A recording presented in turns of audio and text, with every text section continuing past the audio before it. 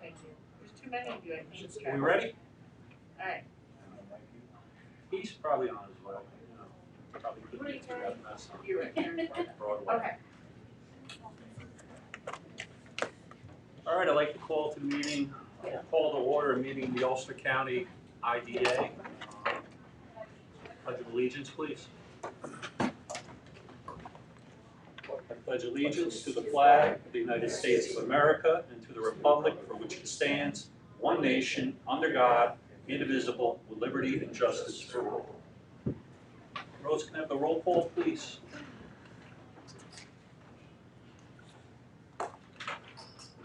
James Malcolm, Yes. Diane Einen. Michael Ham is absent with notice. Faye Storms. Yes. Orlando Reese also absent with notice. Daniel Savona Yes. and Richard Jones. Here. Okay, the mission of the Ulster County IDA is to advance the job opportunities, general prosperity, and long-term economic vitality of Ulster County residents by targeting tax incentives, bonding, and other assistance to foster creation and attraction of new business and the retention and expansion of existing business. Okay, I'd like the board members to take a minute to look over the minute from the prior meeting. At that time, I'll entertain a motion to accept as presented, or if changes are necessary.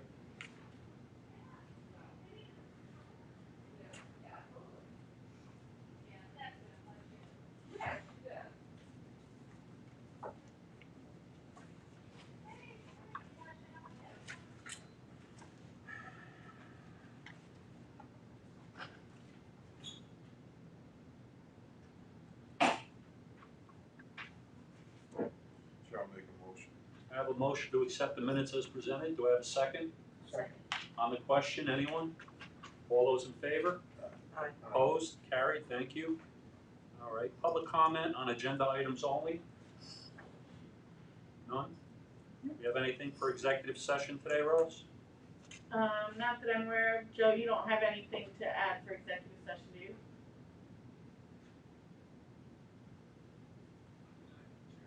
Nobody can hear him. He said he does not though. Okay. Thank That's fine. You listen, Rose, and you can Turn them up. There you go, Joe. whatever. All right, financials. I'll go through page 14. So I'm just going to highlight some numbers. You'll see there's a lot of over or under budget. Most of it is timing. Major ones are the project closing fees, which is the second or third line from the top. We had anticipated some of the money from Kingston coming in. It hasn't come in yet, so that's why the budget is negative in that revenue category. If you go down to expenses, The Kingstonian, are you talking about? thank you, The Kingstonian? Kingstonian. Yeah, sorry. Aren't they set to close one in November? I believe November. Yeah, 2nd of it's just November, an right? annual budgeted amount, so we just haven't closed on Okay. several I'm just projects. clarifying. And the same for expenses. Some of the negatives here are also some timing. We've talked before about the administrative staff fees. Some of this is timing. It's also the additional, most of it's timing. I was going to say that it has to do with PPE funds that we gave out, but then actually, that's actually in here, isn't it, Rose, or did you put them in a different line item? The No, PPE? that's in the 6290 line. Okay, so, that's right, down at the bottom, the 38,399, 6290 is where it's set. So again, most of the over, under is timing. Rose and I met, I guess it was last week. It was early last this week sometime. losing track of fun. But we met on the budget for the adjusted budget, and we also began to talk about the budget for the next 5 years, which has to be submitted to the ABO in the October timeframe. So there'll be more on that either later in the meeting, or Rose will do it next meeting. Well, you may not be able to do anything about the 5 years. Just give us a quick overview of the adjusted budget. You want that now, or you want to? I want you just to give me spitball and give me some bullet points about the adjusted budget. My recollection, when we talked about every category, is we're pretty much going to track to what we've been experiencing over the last 2 or 3 years. There's no might be some adjustments or additions in the revenue categories because of projects. A lot of the stuff we did this year is the exception rather than the rule. Well, particularly PPE. Yeah. Right. But I mean, attorney's fees and other things based Attorney's on fees. some contentious projects that were out there. So, you know, we're Okay. tracking So we're well. looking more of a loss this year and gains next year on the books because we spent a lot more this year. No, I don't think we're gonna have the losses this year. Kingstonian will close this year. It's gonna close right second, so okay, so that should pull up the We'll numbers. have I a, think we'll what have a we're, gain. I think what we're trying, our operating costs have been more based on the fact that we undertook doing a lot of different things that typically we wouldn't do. But all in all, we're in good shape. You know, notably, we did budget quite a bit, which were in marketing, and don't think we're gonna spend it this year. So it's a discussion for the future, but there are some T-shirts, right? things we should be doing. But that kind of offsets some of the extra expenses that we've got. On page 15, long story short, we have 742,000 some odd in the bank for the IDA. So we're in very good shape. Okay, For an IDA this size. Thank you for your effort in this report.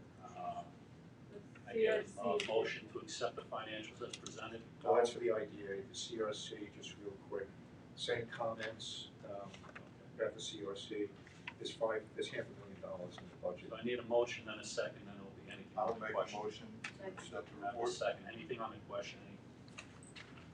Anything on the financials, anyone? No, all those in favor? Aye. Aye, opposed, carried. That brings us to the chair's report, not really a lot different than it normally is. I did see an item, on Facebook. And it was our friend from down south, Senator Skoufis, who, you know, I have all the respect in the world for. We may not be on the same page all the time, but I think we take the extra step in this IDA to do things the right way on a regular basis. And, you know, he pointed out a project that didn't make it, actually, the applicant backed out because of all the scrutiny on it, and it was a pharmaceutical deal over in Orange County. And, you know, what the senator said made a lot of sense. I mean, these people were just coming off an existing pilot, and they were building a new facility, and, you know, it was like the pilot that never ended, is what they were looking for. So, you know, while we want to see business expand and grow in Ulster County, not every project is a project for the IDA. And it may not be based on size or dollar value, it may be based on other things. So what I appreciate about this board is their willingness to certainly jump into things, look at them, and ask questions. So I think it's always good, it's something to remember. I believe I forwarded it to Rose, and maybe she can print it up and send it out, you know, so everybody can kind of get a look at it. I know we're diligently working on our community benefit stuff too. Hopefully we'll see some movement in that sooner rather than later, because again, there's projects that are out there that honestly won't qualify on the numbers.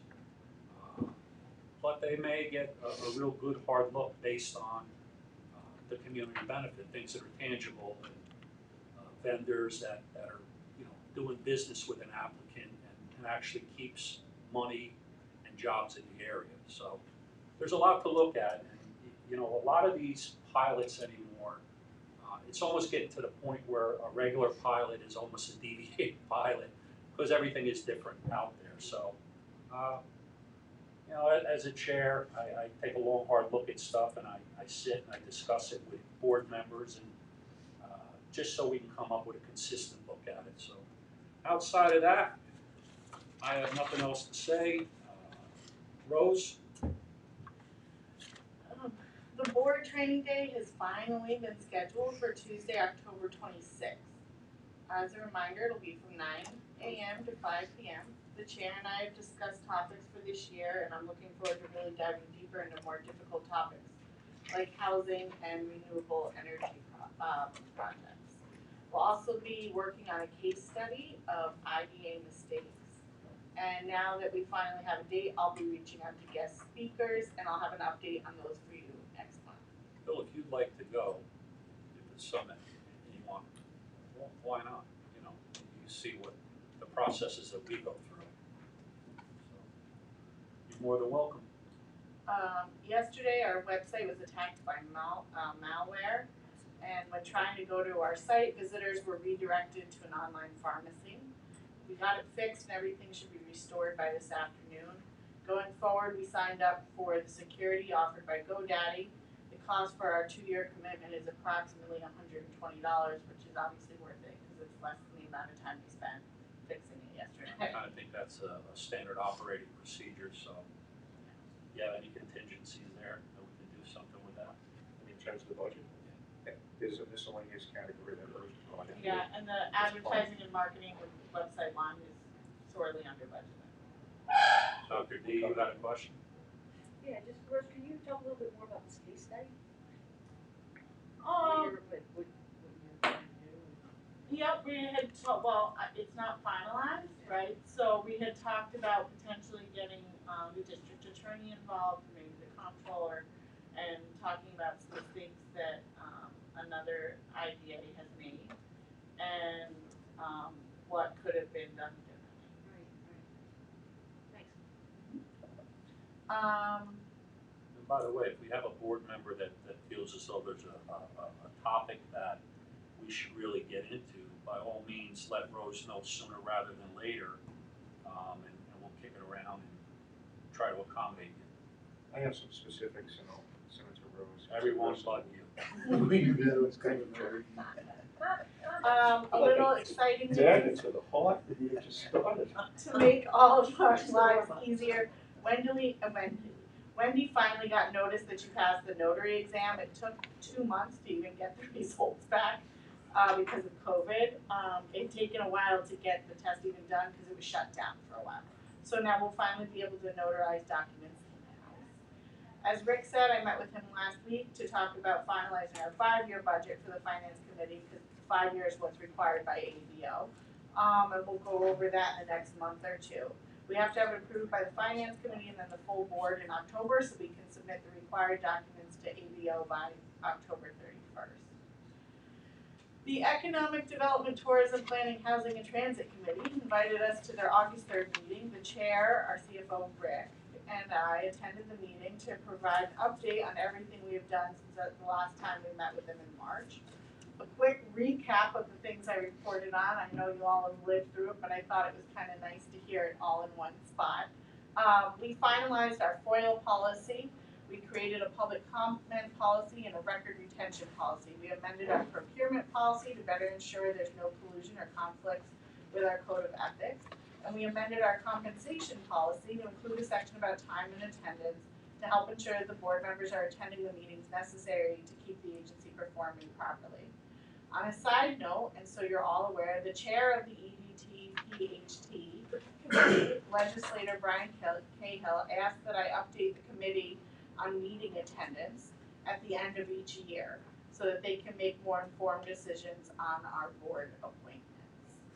I also let them know that we have finished crafting our community investment agreement and we gave them all a copy of it. They all seem to really like it for what it's worth. And let them know it'll be used as part of greater changes to our UTEP. I informed them of other important updates besides just all the policy changes, such as our upcoming board training day and our continued open communication with the county executive's office and the Department of Economic Development. We approved 3 projects in the last few months, RVW, Aferia, and Romeo Kia. Combined, these projects will add and retain over 79 jobs to Ulster County, aside from all of the other economic benefits and the ripple of those effects. We decided to claw back and put Ulster NH back on the tax rolls after the severe job cuts from 330 FTEs to 205 FTEs. We revised the pilots for greenhouses in Darien Lake because the projects did not live up to their promises. We started working on a parish reporting training to fix common reporting errors for our projects. And lastly, I had the pleasure of telling the committee that about the $319,000 that we spent on the PPE grants program. And that, although it wasn't the largest dollar amount in the state. It was probably right up there as far as numbers of grants, Yeah. grantees. In 2020, we gave out more grants than any other IDA in the state, so I'm curious to see what happens at the end of 2021. Like I said, everything is downhill from there. You know? Yeah.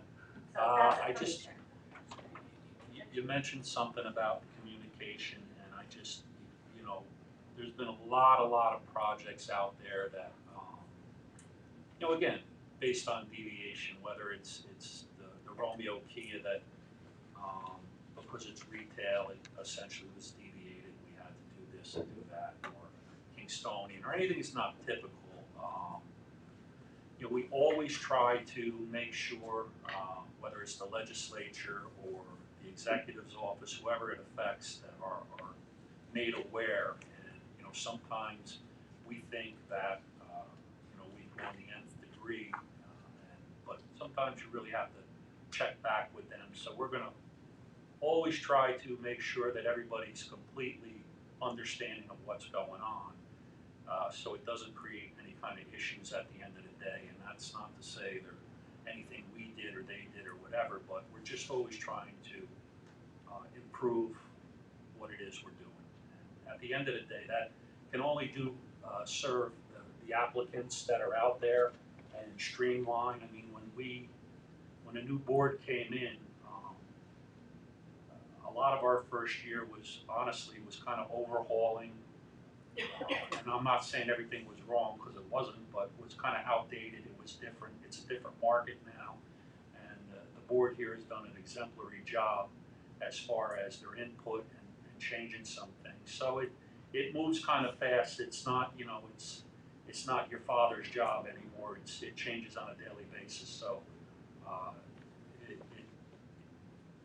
it falls on us to continually make sure everybody understands why and what we're doing. All right, so thank you for your report. Any questions for Rose? Can I get a motion to accept the CEO's report? I'll make that motion. Can I have a second? Second that. Anything on the question? There being none, all in favor? Aye. Opposed, carried. Dr. D, audit. Audit, yes, page 18, you'll see Lucky Growth, report for the month of July, but I would call your attention to page 19. It actually, this is the first time we've actually had a breakdown of the different contractors and those that are in compliance and those out. So, first time we've seen this kind of breakdown, so I think it's helpful, but we have nothing to benchmark whether it's, you know, you'll see Cracker Mill, for example, was the only one that had a non-compliant worker. I don't know if that's a trend. It's always, you know, Cracker Mill, or, you know, there's other companies and contractors that fall in and out of compliance from month to month. But at least it's the first time we have some insight into breakdown. And Yeah, it brings overall, us to the potential 1099 issues where, Yep. you know, it's a second tier, it's a third tier, it's really not even a subcontractor, quote unquote, under the law. It's a separate entity, so right. that could be part of the problem. So, and we'll start the bi-monthly at some point once we enter into a contract period with them. But they're at 93% of compliance for the local labor. Can I, would it be possible to get Loki Grill to give us a breakdown if their contractors are in the contiguous counties, or from the contiguous counties?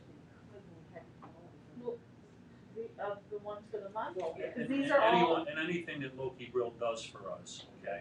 I would like to know if the contractors are from the contiguous counties, that's all. okay, so the contractor themselves, not just the workers, because that's what this is. Yeah, no, the contractor themselves, usually Okay. if they're coming from something that's not a contiguous county, they're probably not the workers. You know, if they're coming from Scranton, PA, they're probably not Ulster County residents. Okay.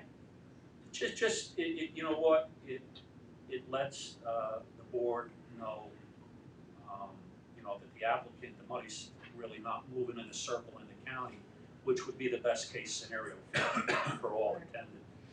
So it's just for my knowledge. Sure. Would that be something we would add into the contract? Yeah. That's all. You That finished, Chair? concludes my report. Wait, don't we have an audit committee meeting next week? Next Wednesday. Wednesday. Yes. Making a motion to accept the audit committee report. So moved. Rick? Danny, you second? Second that. No one on the question? All those in favor? Aye. Opposed? Faye, finance? No finance this year, this month. Did Mike give you any kind of report for governance? Is anybody on governance here? The only thing, there were no meetings this past month, the only thing is, like Dave was saying, there's the audit committee meeting next Wednesday, there's also the governance committee meeting next Wednesday as well.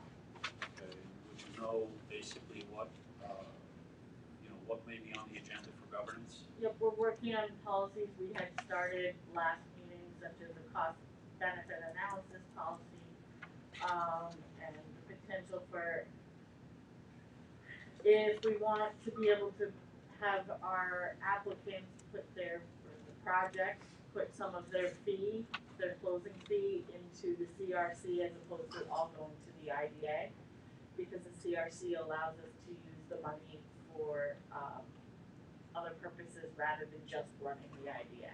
So it is, I guess that would come down to council. Would that be considered commingling? No, and Joe has said that he had another IDA or two that had done it in the past. It's just so that the CRC, for example, can provide grants, it can do things to better the county and the community, where the IDA, it has their hands If that's tied. the direction that we can potentially go, I'd like to have something on paper, determination from council. Yep. Not that I doubt him, I don't, but it's better off that everyone has something in their hands they can look at and they get an understanding of, correct? Yep, Joe and I have discussed, he's also gonna discuss it with, a tax attorney in his office as well, to discuss potential tax implications for the The project. only thing we ever ask people to do is stand behind their opinions and their decisions, so I would appreciate if we get that, and that's, again, Joe Scott and Hodgson and Russ has been very good with that over the years. It's just, again, given the climate that's out there with a lot of things, I didn't know doesn't cut it, you know. So, we're lay people, our professionals are just that professionals. Rose, I know Mike's not here, but one of the subjects that we need to get to is taking the community investment proposal and integrating it with the UTEP. So maybe you can suggest that Mike can prepare the agenda within that. We intend to get to that next week. Yeah, I think, then the rest of it will be changes to the UTEP and the matrix. That about it, you think, Rose? Good stuff, thank you. That brings us to old business, status of pending projects. I don't know if we can hear anything from council, but do you wanna take that, Rose, or? Yeah, Joe, I'll do it, I think they should have a good handle on it. Wildberry Lodge, there's obviously no update. The Kingstonian, we're looking for closing in the fourth quarter, we're expecting maybe November. In addition, as you all know, there's litigation that's pending, which challenges the agency's approval of the project. Afaria Inc., we're ready to move forward on the closing once the project applicant finalizes their timetable, and I know they're also looking to do it before year end. Magruder Solar, we are ready to schedule a public hearing once the project applicant finalizes their application. They've kind of gone back to the drawing board on what they were looking at, and Joe and I discussed that if it changed too much, that they should probably come back to us before sending it to a public hearing. Romeo Enterprises, as you know, the public hearing was held April 19th, and we approved the project. We're reviewing the closing timetable still and waiting on remaining procedural requirements from the county executive's office. Do you think that will be by the end of the year? Rose, Maybe? I don't know. do you know what's holding the project up? We're waiting on documents out of the county executive's office. Yes, right. They, because it's a retail project in an economically distressed zone, the law says that the county executive has to sign a document agreeing to our jobs findings, meaning that this project will actually add the jobs that we say it's going to add. So of course, they'll retain 18 and add an additional 18 jobs. And that's not happened yet. That's not happening yet. When did you send it to the county executives? Okay, there's, you know, not to beat it to death, there's been a ton of discussion on the thing behind the scenes, and I feel as though it's gonna be a positive outcome at the end of the day. You know, I can't and I won't speak for the county executive, but if they have concerns, they should investigate it to the fullest until they're comfortable with it, because once you put your name on it, you put your name on it. You know, so if that would suffice, I mean, I don't know, digging any deeper, I don't know what it solves, but, you know, that's really, at this point, that's between the applicant and the agency up here. Rose, I had a question about Wildberry Lodge. Sure. I've been seeing that every single meeting that they're still in the process of completing their secret process. Yes. How long, do we have a timetable on, how long they can take? No, Joe, I think had said that because it's been so many years that we probably want to, do another public hearing, right, Joe? Yeah. At some point, if this comes back before us, just because it's been, It's a three difficult years environment. now. Yeah, it just seems like it's going on and on and on. Right. Well, it's But they're likely- just hung up, in New Paltz, I understand, I'm It's sure. likely the application's gonna change Right, significantly. Well, it would have to, yeah, Well, they the timetable. basically changed the whole scope of the project, and, you know, that municipality is, they're certainly very thorough on everything, so, look. I'm not walking in anybody else's shoes, so I'm not pointing fingers at them, but, you know, I know the applicant is a good businessman and has provided a ton of jobs. I think I actually worked for him when I was about 13 years old, carrying plates in and out of the And kitchen. he must be like 120. Yeah, absolutely. I'm a very young, whatever age I am. All right, so we're good with pending projects, Rose? All right. New business, well, I see Bayside brought their whole squad with them, but how about we let our friend from Innis go first? He's all by himself over there. He looks like he's gotta get back and finish up something. Modification of basic documents, land acquisition? Sure, I'm gonna have to remember I recused Yeah, you're myself. not voting on anything, So right? I'm gonna have You to can sit with him, you don't have to vote. It's not a question of formally recuse. putting our fingers in our ears and covering our eyes. I can do that. Rose? So on page 189.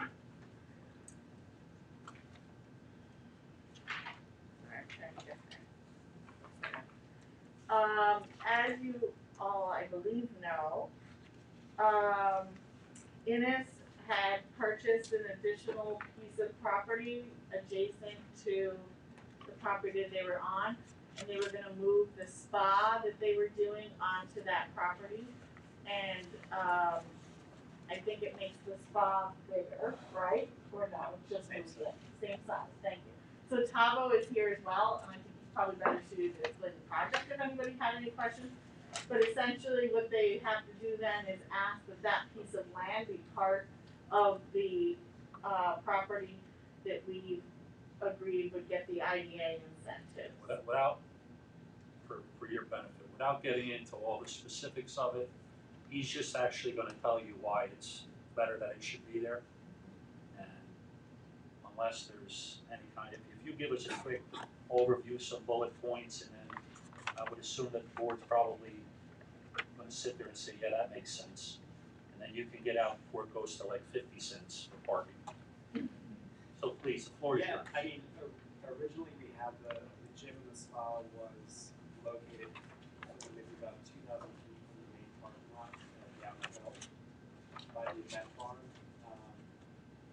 And when the small 3-acre lot became available, we thought it would make sense because it's adjacent to the main parking to move our gym spa up and down the hill up next to the main parking lot. It's the same size building, it's instead of being 2 stories, it's now just 1 story, same square footage. And it's just more convenient.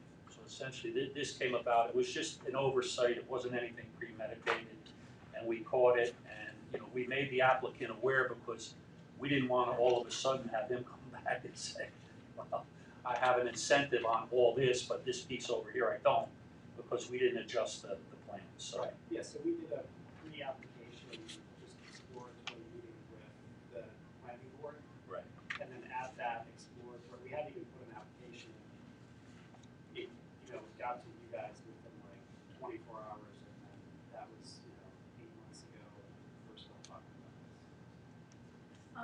The other important part for them is that if we don't do this, any jobs that are at the spa They or don't in the count. gym won't count.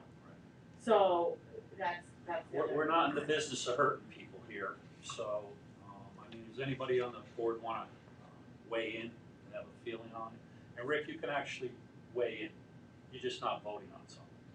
Yeah, it's been approved by the Rochester Planning Board, that's why I'm recused from voting on it here. I recused when it was originally approved. So it was approved by the planning board, they're fine with it. And the most important reason why this board needs to move on it is because of the jobs. Didn't want them not to be counted. Absolutely. And No. the induced What's your extends to the ETA of your spa, build out on that? different piece of property Once- than we originally approved, so that's essentially. What's the status of the build out once you get an approval? I mean, we would mobilize it, that would probably take maybe a month or two to get. Okay, alright. Okay, so basically it's just a housekeeping thing, you had to go back and get your ducks in a row and come back to us to let us know, and it's just basically an enhanced project at this point. And this way, you're not gonna get hurt based on taxes or anything else. Is that pretty much the gist of it, Rose? That's the gist. Okay, so what direction do we go now? Are we looking for a roll call, So are we we looking have for a roll call affirmation? vote. Joe, do you have anything to add about the resolution? Right, as you said, Chair, it's, what it does is modify the documents that we originally closed on to increase the real estate description, to add the parcel that the company is actually constructing the spa on. So the resolution approves amendments to the documents to provide for this modification of the real estate description. Okay, does it update the fees? So, I had spoken to Rick and to Joe about it, we thought it made sense to charge a $500 fee, which is what we normally do for any amendments to documents. And then at the end of the day, it will increase the overall cost of their project, but that would be caught at the end when we do the reconciliation of what the total project costs were. So So they'll pay the 1% at that point. everyone is aware of it, we didn't miss anything. Again, going around the room, is there any questions? I'd like to get a motion to go to a roll call vote.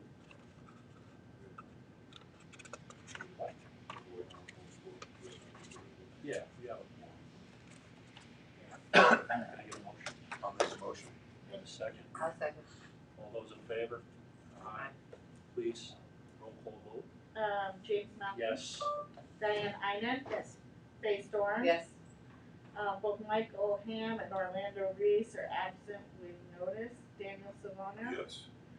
And then Richard Jones is a recusal, but it's still, Let the record show Rick Jones had his hand up in the air. Okay, so the resolution, has been adopted. One more open chair in the room. Great, How'd you go? Thanks for stopping in. Tom. Thank you. Okay, we got the Bayside gang here. How about it? Rose? Alright, Joe.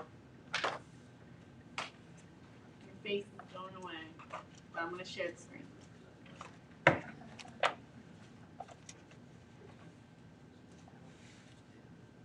Rick, how does it feel to be a part of the team again? Oh, it's wonderful. I'm so happy I could leave. Yeah, but I'm bummed. Do you want us in a specific location?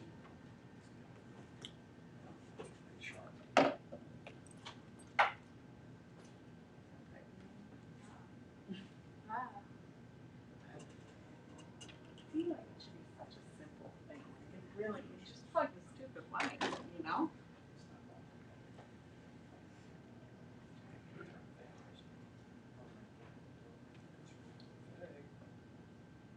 For a penny in for a pound.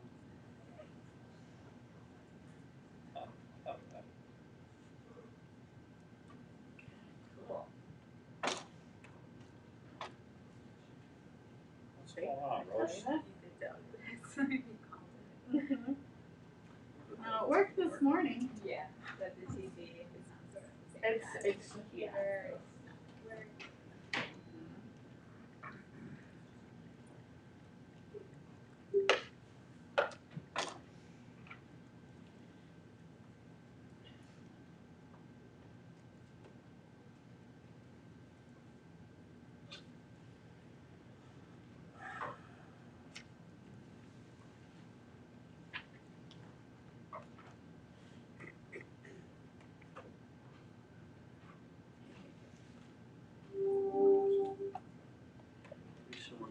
walk around the room with his cell phone. I came in early to make sure it worked. And it worked this morning. You're looking very good today with that tie up there. Thank you, sir. Very sharp. Thank you. I love that commercial with all this stuff. The guy gets out his underwear. Oh, you'll be ready.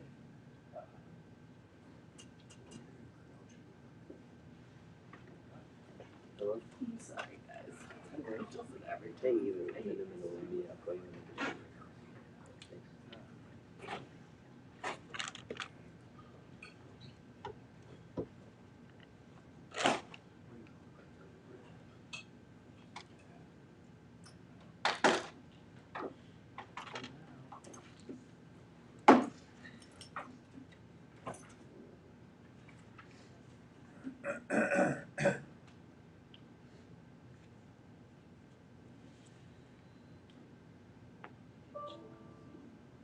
Anybody needs to go use the bathroom or whatever, why don't we just take 5 minutes and we make sure we get it squared away?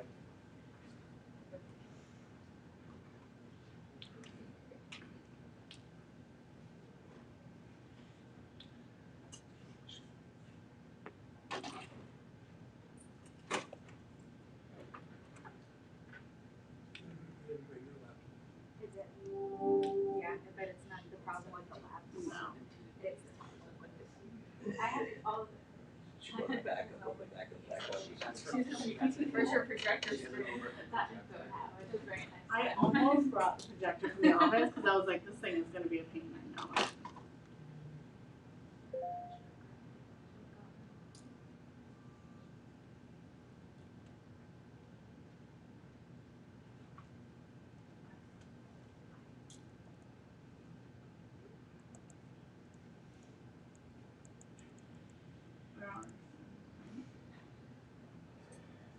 Shall we look at the tree, something like that? Sure.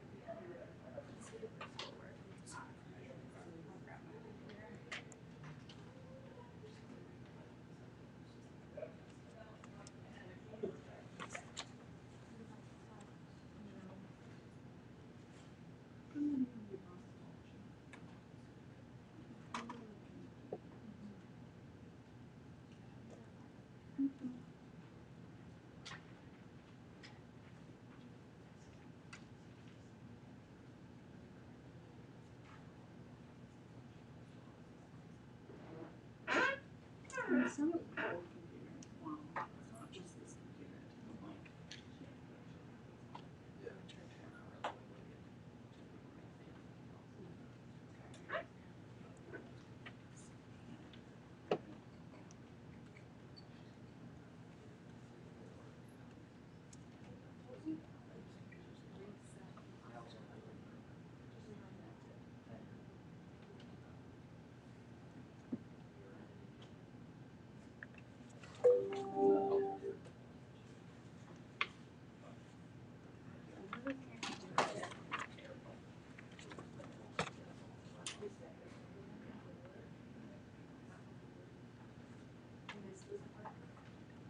Damn, I guess the kids are mad. Yeah.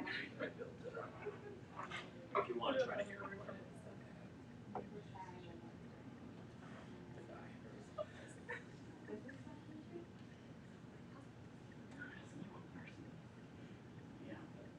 All I know is I texted the clerk of the legislature to make sure this morning.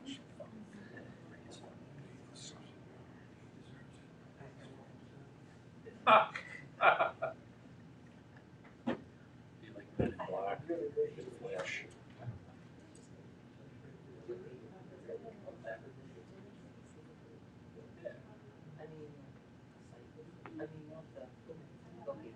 No, I've been there.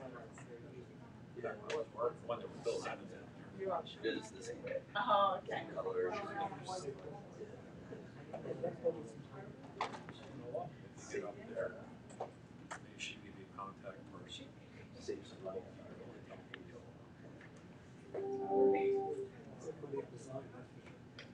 Or the architect maybe. But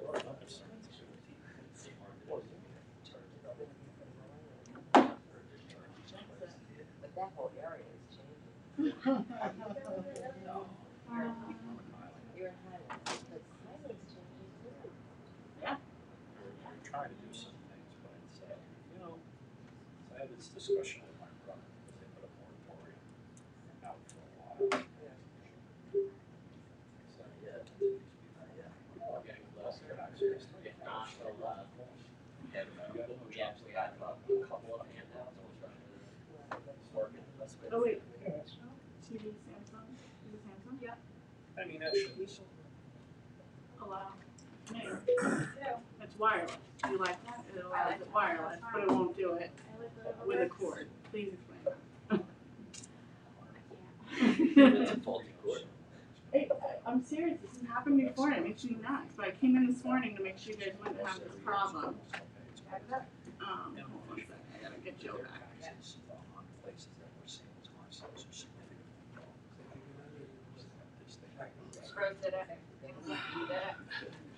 That's not good. No, can't take credit.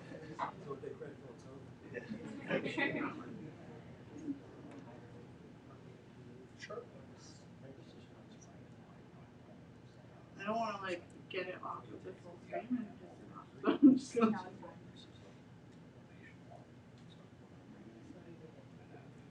Joe, you're back. And now you're huge. So I'm gonna fix that. Screen so you can see it. Alright, I made you look, you're small. No one can see your facial expressions now. I wonder if it'll open the PowerPoint because it was just my down.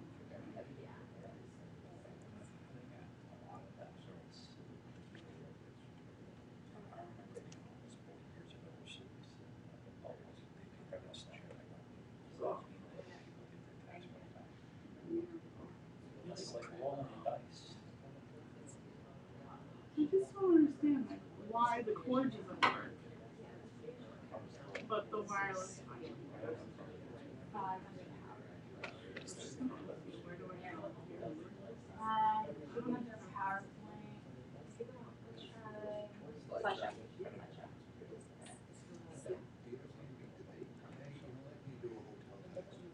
He wants to stand anywhere. Oh, if you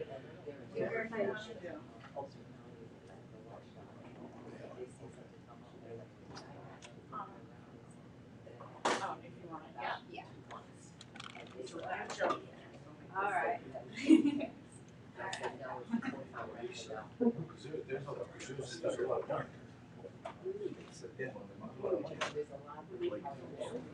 I know.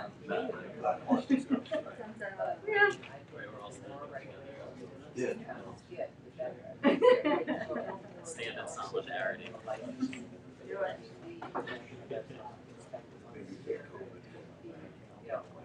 So if I was to do my. Well, it depends. I know. I don't know why it's so, I think it's just for being board, maybe that's what it is, that like the board is just like. Gotcha. Do they all require a license? But it worked itself. So I was like, I don't double check right now. Do they all require inspection? Again, all of them, it's all across the board. Aaron, is it possible to get the screen or some of these people on? Our heads in the way. The backs of them. You can do the presentation this way. Yeah, there's no really. You want them or the presentation? Uh-huh. You want them or the screen? I don't know, what do you want? Yeah, I guess that's a good point. I'll post their presentation online so that we don't get in trouble for not showing it, and then you can try to get whatever you can. Okay. Yeah. It's not that simple for live streaming.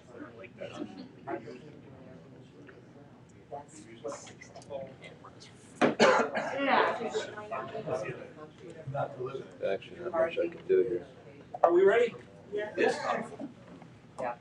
Good stuff. Everybody good to go? Good. Please. Back to you.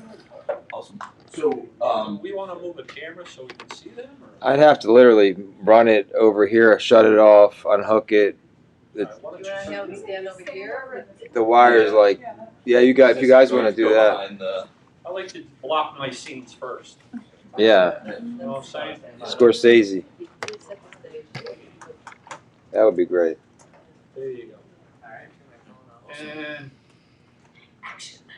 So thanks for having us. I'm Eric Baxter from Baxter Construction and Development. We're here on behalf of the Bayside Marlboro project, Rick, which is is an approved project in the town of Marlboro.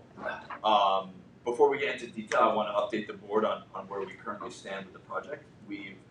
We've met twice with some of the board members with a pre-screening. At those meetings, we entered with a proposed 25-year pilot. Through those meetings, we went back to the drawing board and we came back with a proposed 18-year pilot and some affordability with some of the units. And then I'll let Dan get into some more highlights about the project. Hi, Dan Rieger from Rieger Homes. I'm just going to go over a brief overview of the sorry, project. is everybody gonna speak? Do you wanna introduce yourselves? Yeah. Yeah, I'll let Amanda, president of Baxter. And I'm Lauren, I am director of development at Baxter. That's a good job. So, brief overview of the project. Both Rieger and Baxter are local developers. Baxter being located in Poughkeepsie, and Rieger Homes being located in Newburgh. We're now multi-generational in the area. We take a lot of pride in the area. We're going to be here for a long time. And I think that's sort of, a big focus of our presentation. We take a lot of pride in what we build, and we hope to be leaders in the community, continue building and have future projects here in Ulster County, and hope to be in front of you guys again in the future. The project is going to consist of 104 units, of which our presentation has 11 units being committed to affordable with a max AMI of 80%, and the 93 will be free market, but those are currently being performed and underwritten at less than 100% AMI affordability as well. The total project is projected to cost about $31 million total investment into Marlboro. We're planning on creating 75 to 100 local construction jobs. And then once the project is complete, it will be 3 full-time employees employed by the project, and then an additional equivalent of 4 full-time employees through part-time work, cumulative, whether it's landscaping, plowing, different projects that need to happen to maintain the project. For this project, we're planning on employing as many Ulster County companies before, during, and after stabilization as possible. We've put together a list in our presentation of companies that we currently work with and plan to ask for proposals for the project as well. Project to stimulate the economy through increased economic impact. We'll jump into that a little bit later in the presentation and kind of talk you through that. And then we've met with Marlboro School District and through the approval process, the owner met with the school district as well to review improvements to the Marlboro Middle School, because this project happens to be located directly next to the middle school. So we're going to be providing a number of improvements to the middle school. We'll jump into that a little bit as well, but it includes adding a stoplight and widening the entrance, adding additional parking for the middle school, and giving a bus route out to 9W from our property, allowing for a much better traffic pattern in the area for everyone in the village. Okay, so just a couple of questions before I lose my train of thought. I apologize. So the apartments that, I'm correct when I say apartments, right? That you're committing to for affordable housing, what's the typical rents on those? They range from around 1,500 for 2-bedroom unit to about 1,800 for 3-bedroom unit. But I'm sure you're gonna have a standard if you say I'm gonna do 10%, so are they all gonna be the same 10%, or are they gonna be a cross-section of those apartments? We would do proportionate, so Okay. if we have, it would be, we have it here, it's nine 2-bedrooms and 2 3-bedrooms. A couple other questions. The 4 part-times that would, however, I mean, does that enter into the equation? Are they working, I don't know what to say, the joint ventures people, or are they contractors that you contract out? They'd be 1099 Okay, so they don't work for you. Correct. So I can, not that, I mean, that's all part of community benefit stuff that we talk about. Yep. Jim, just to go back to Sure. the cost of the 2 bedrooms and the 3 bedrooms, the affordable units, the numbers that I gave, the 1,500 and 1,800, that's before the utility allowance, so the net cost obviously is I about. got you. I just, I wanted to make sure, in my mind, and actually for the board's understanding, that it, if you rented 100 units and there was 10 of them that basically you would rent for 1,200, are we just, is that the 10%, or is it varied because different sized families? One last question, I guess, for the joint venture. What percentage of the work are you self-performing? That's yet to be determined until we get to a full buyout situation. This You must is, have some sort of budget number in mind. yeah, it's correct, but we haven't gone out to full bid with Give me an different idea of your budget, subcontractors. what Honestly, would proportionally, what would you like to see? 80% let no, out, bought out? way less. We would be 10% or less, and that would be mainly in the management sphere. No, that- 10% or less is reflective of what, the joint venture's responsibility? If there's 100% of, how much work are you contracting out? Would you like to say you're contracting out 50%, then the joint venture self-performs the other 50%? I mean, just a ballpark. With our employees, our employees that the GC or the You're not going out, these aren't contractors that you're contracting to, they're either Riegert or RL Baxter. only about 10% of the work. So, yeah, there we go. Yeah. All right, Would be thanks. self-performed, Correct. and 90% would be, Yeah. Good, so, Yes. please, go ahead, I'm sorry. Sometimes I get stuck in out. Do you have a question? Yeah, I have a question, but Sure. it's somewhat related to the affordable housing. So the proposing for the 2-bedroom, I think it's $14.82 a month, right, for the affordable. So I guess my question for you, like, how did you get to 14? I mean, I looked at the U.S. Census for 2019 from Marlboro Town, and it's actually $1,084 a month. So even, I mean, that was the gross rental, right? Median gross rental based on the census for the town. So I'm wondering how you came up with $1,400 when it's just over $1,000 for, based on the census. for the median. Those are numbers given by HUD, and that's what. we use, these numbers are HCR, but we looked at HUD, HCR, and Novogradac. So with those 3, the numbers come in all about the same. And you're using it based on 30% of their income for housing? 30% of 80% of AMI, that's correct. So the rent burden being 30%. I think where it's a little nuanced is for a 2-bedroom, you're assuming that it's a 3-person household with 2 earners. And then for a 3-bedroom, you're assuming 4-person household with 2 earners. So, obviously we have a matrix and we line up the Ulster County or the Kingston MSA with the bedroom count. So for the 2-bedroom, the rents came out to the $1,582 less the utility allowance, which comes out to the $1,482 that you mentioned. So I'm thinking maybe the 1,080 that you referenced might be for a single earner household or a 1-bed. You said it was the average rental. It's the median gross rental. Right, but what So they're that's- doing yeah, is right. basing it on the income rather than what their average rental is. And it's based on an income of, It's an income of 79,000. Hold on, let me give you the exact number. So for a 2-bedroom, it's 79,100. 80% of that income for one person or combined? combined 2-earner household. And so the 80% of that, Less 20%. Right, so then the 80% of that is 63,000, and so you're doing a 30% rent burden on that, which is 1582. Got it. Okay, thanks.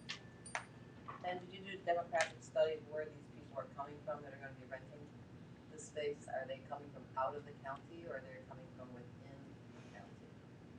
Our aim is to have tenants from within the county. That's your aim, but what is the realistic, Right. what's really going to happen? Right, so we have done a study, and we can provide that. What we're seeing is a sort of an exodus from Marlboro, and that's due to a few different factors, being a limited supply of new product, like what we're proposing, and individuals buying homes outside of the area, right? So we want to make sure that we're providing something that people within the county can afford, and they can, something that they're looking for. If someone's leaving to go to a new product in Newburgh, well, maybe we can provide that new product here and attract them. Obviously, the school district being a good one is maybe attractive to someone looking for a 2-bedroom or 3-bedroom. Rose spoke to some of the jobs that are recently created. Our study also showed that in Ulster County and the primary market area that we're looking at, the average drive time to work is 29 minutes. So, speaking to these jobs that are being created in Ulster County and neighboring counties, Orange County is so close, it would make sense. We can attract people from within the county.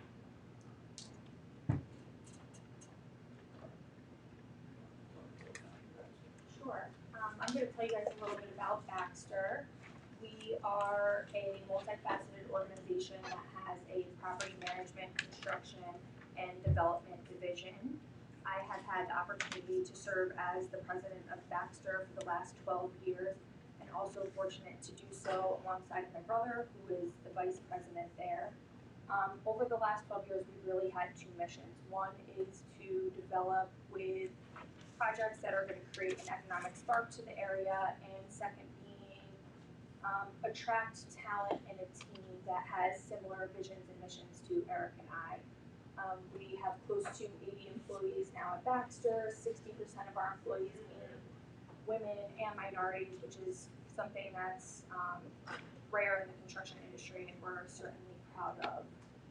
Through our development, construction, and property management, we've been able to kind of get a holistic view of what the communities want, and more importantly, what our tenants want, the people living in the communities, what they're looking for out of the projects that we're creating.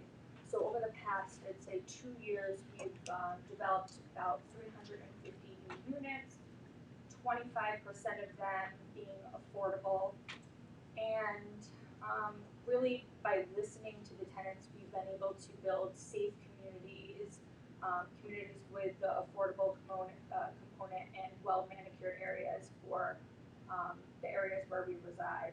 We're hoping to continue to develop this way. I think it's partnerships with organizations like IDAs and other like-minded individuals that allow properties like or projects like this to be viable and feasible. So, I mean, that's pretty much it. What we're looking to do. I mean, Dan is going to explain a little bit about Rigger Homes, and something else that's important to note is we had the opportunity to work with Dan and his family on our latest affordable project, the Academy, and his family's been an instrumental asset to the project, and we're looking forward to kind of working together on this project and combining resources and hopefully making it viable.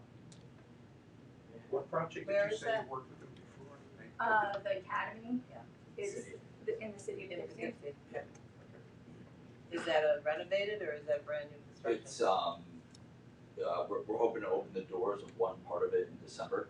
So it's a building that's currently 3-story. We're converting it into a 5-story apartment complex with retail, and then next door there's some more retail component to it. But so it's Just for background, it's in the city. it's a City city. of Dixie. And how many units is it going to be? 28. 28, and Is that how many are affordable? affordable? Yeah, that's full affordable project. 100%. Okay, so affordable being what, rent? 80, an average of 80% AMI. So what would that be? In Dutchess County, I believe a 1-bedroom is $13.86, and a 2-bedroom's about $16.38, along those lines.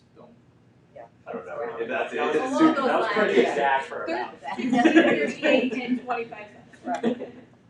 So everything is, there's nothing that's off market rate, it's all affordable rate. At that. Yes, that was through a different grant program that project was able to be viable. Where'd you get, where was the grant from? Was it HCR, the state. Where? From the state. That city of Poughkeepsie Market's getting saturated, isn't it? Lumpy Plat, across from Wallace's, It's so how do you stay competitive? I think there's a need for everywhere for housing, and it's everything's being rented up pretty quickly, and I think there's still a need for more housing there as well. And the retail component that Dan mentioned has some food and beverage outlets and a co-working space. It's something similar to Newburgh, and it's very popular, and it brings a sense of community, so which is You know, as a person who was in that industry and someone who's been around it, and again, just spitballing with you. You know, I know after conversations with the current county executive and the mayor of the city, we all know down there they're gonna take the Y and they're gonna turn it into a community center. And Vassar Hospital needs X amount of housing. Who knows if maybe people can live in Vassar Hospital if that doesn't turn around. Yeah. But again, I'm of the mindset, believe me, I'm just speaking, I'm hoping and praying that, you know, it's a good viable argument here, but unless you have industry to back up, essentially what you're doing is raising costs. In, like, for instance, we discussed in Marlboro, you know, I live in Highland, they put a moratorium on things. I had discussions with people who said, well, you gotta build houses. I said, yeah, you build houses, but there's no jobs to offset the costs. That's difficult. So, I mean, I'm sure that you're very thorough, that you look into potential industry or if anybody's coming. I know that if they take Dan Scammer and Roaston and they reopen them, I mean, you'd come running back and give everything back to the IDA and say, I'm renting for $5,000 a month, because you probably get it, kind of thing. But it's just it's difficult, you know. I mean, you always want to see something offsetting something else. So.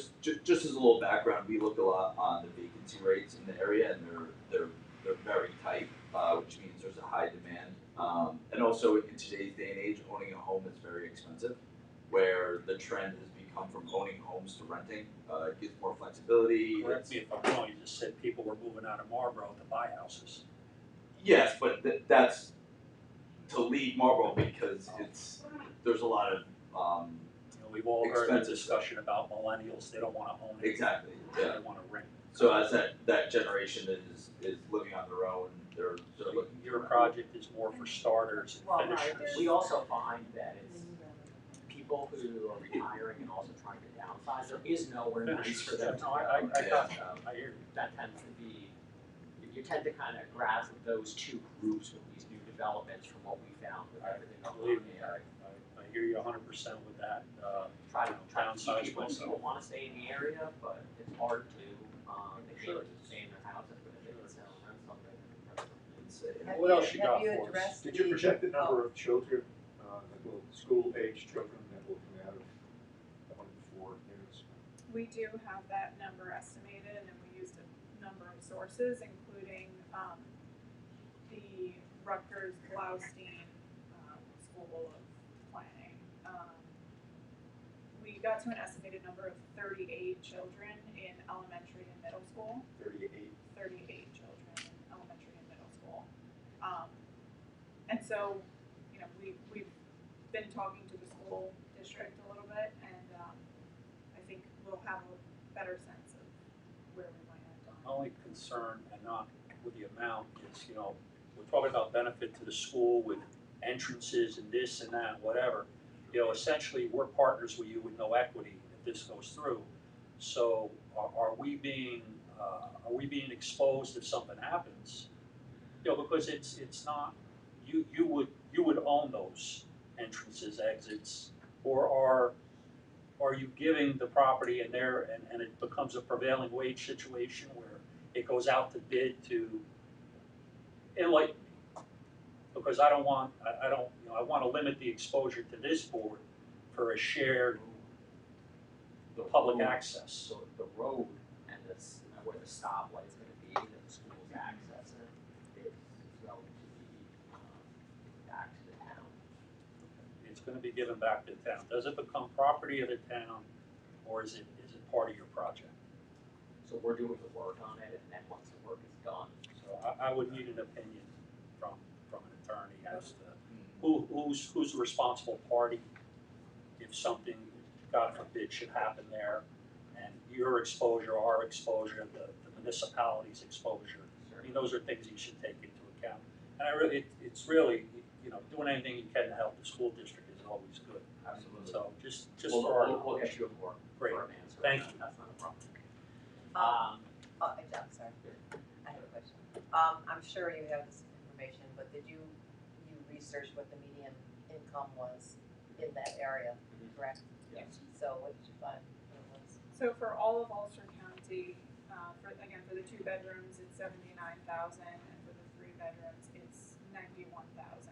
Okay, in that area? In Marlboro, it's higher, but we are not pricing it to Marlboro, we're pricing it to all of Ulster County. I think if we did just to Marlboro, Marlboro's 70 to 90,000 a year. I'm sorry, In Marlboro, it's 70 to 90,000 a year. Based per on- earner. Yeah, based on the US Census Bureau. And then the other question I had was, obviously, we all know COVID is in the room, so there's been such an influx because of COVID. Have you, looked at the possibility that it could change Later in the drastically? presentation, we will kind of dive into going through the past 3 or 4 years of what's been going on pre-COVID. And I think, that's also one of the benefits of us having been here and been multi-generational in the area. We've seen, sitting with my dad and my uncle, my grandfather years ago, we've seen so many ups and downs in the area. We kind of understand what happens and how it works. And being prepared for that is a big part of the battle when you're developing in this area. And so, we get it. We're not basing the pricing or this, project off of trying to fit a demand for the last 12, 14, 16 months. That's unrealistic. We know that. Thank you. So diving into that a little bit, Reader Homes on third generation. I work with my dad and my uncle. Grandfather started the company. Over the past 60 years, we've built over 6,000 homes in the area. We have a number of different projects going on, predominantly in the single-family home development area. But as Eric and Amanda mentioned, we're also doing projects in partnership with them, focusing on some of this affordability component, but also providing rental apartments to the area because there's a need for it, and there hasn't been a lot of development in that space over the past 25 years. So I think that we want to fill that need, and we know what's going on in the area, and that's kind of the biggest step here. A big part of this. I would think most people, if you don't know of our favorite companies yourself, if you ask a handful of people, I'm sure you could find out some information on us, and it should lead to being a little bit more comfortable with local guys and wanting to be here. We're going to be here for a long time. Yep.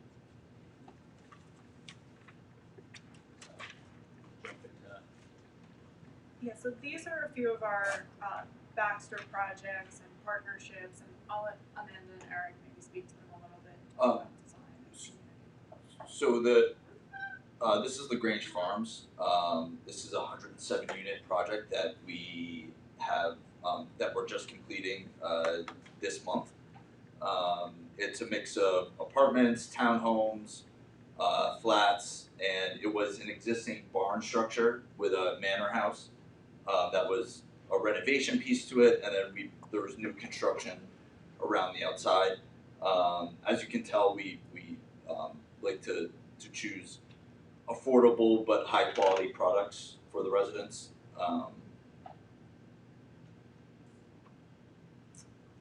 This was a project that we were actually the general contractor for in Beacon. It's a 46 unit building with parking underneath. About 9D. No, this is across from the Hudson Valley Brewery, Okay. Creek Road. This is Maple Street. This is one that we both developed and built. 40 units with 20% of the units affordable. This was a nice infill project in the city of Poughkeepsie. It was a piece of vacant land for 40 years. No one had developed in this area for, this area of Poughkeepsie. It wasn't the best neighborhood in the world either. No, for probably 50 years. This is, I would say, Upper Main Street. We also worked with the IDA hand in hand to get this project approved as well. And this is the Academy project that we're currently developing with the Riegers in the city of Poughkeepsie. Again, a mix of multifaceted use. The work, play, live mantra really lives with this one. Event space on the upper floors. This was the old Let's Dance for all you area people who lived in the area for a while. Event space upstairs, food hall downstairs. Fuzzy, I don't remember. And the building in the middle there to the right, that's where the apartments are going to be, adding 2 stories on top of the existing structure, and that will house 28 affordable units. What's happening with the building on the corner next door? What's his name there? Precision? Isn't it the old unemployment building? You're saying on the 23 Academy would be, it's all boarded up right now with the windows? It's not boarded up, it's right on the arterial. That's this. Okay, so that's not the Let's Dance building. Let's Dance is it's both of them. combined. Yep. So it's both of them together. You lost me there for a second. Yeah, sorry. Okay, so this is a little bit about this project that we're proposing specifically. This shows the location on 9W, and you see the school, the middle school to the south, and then the elementary school across the street. So this is the site plan. We're proposing again 104 units. So there are 4 buildings that consist of 24 units. Those are the long ones around the perimeter. And then in the middle, there's a building that houses 8 units, and there's a clubhouse there as well. Here you see some of the rent rates that we talked about on the market rate side. The 2 bedrooms we're underwriting currently at $1,800, and the 3 bedrooms at $2,200. Now we'll get to this question that was asked before about what are we underwriting to? Is it the past 12 to 18 months, or is it historical? And we'll dive into that a little bit more. But these are the rents we're underwriting right now, and that represents about 91 to 96% of AMI. On the affordable side, we have 11 units, and that is 9 2-bedrooms, 2 3-bedrooms, and again the rates are $1,500, $1,800, and that's again before the utility allowance, so the net rent is a little bit lower. Help me out, what's the utility allowance represent? So this is put forward by HUD. Yeah.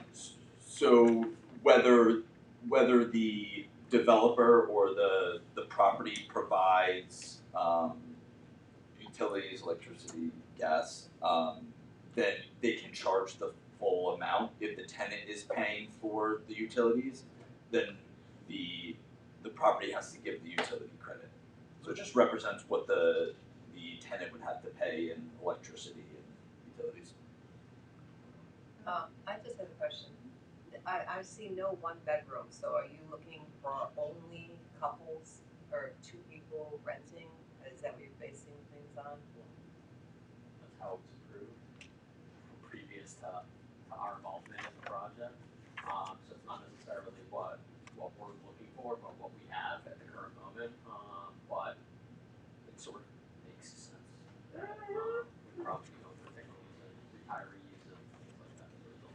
So it wouldn't be for people who are working restaurant jobs or doing service jobs, singles? Yeah, there's a lot of, it's a lot of, 2 bedrooms, 2 baths, so could definitely have 2 singles that share a household. They share. Yeah.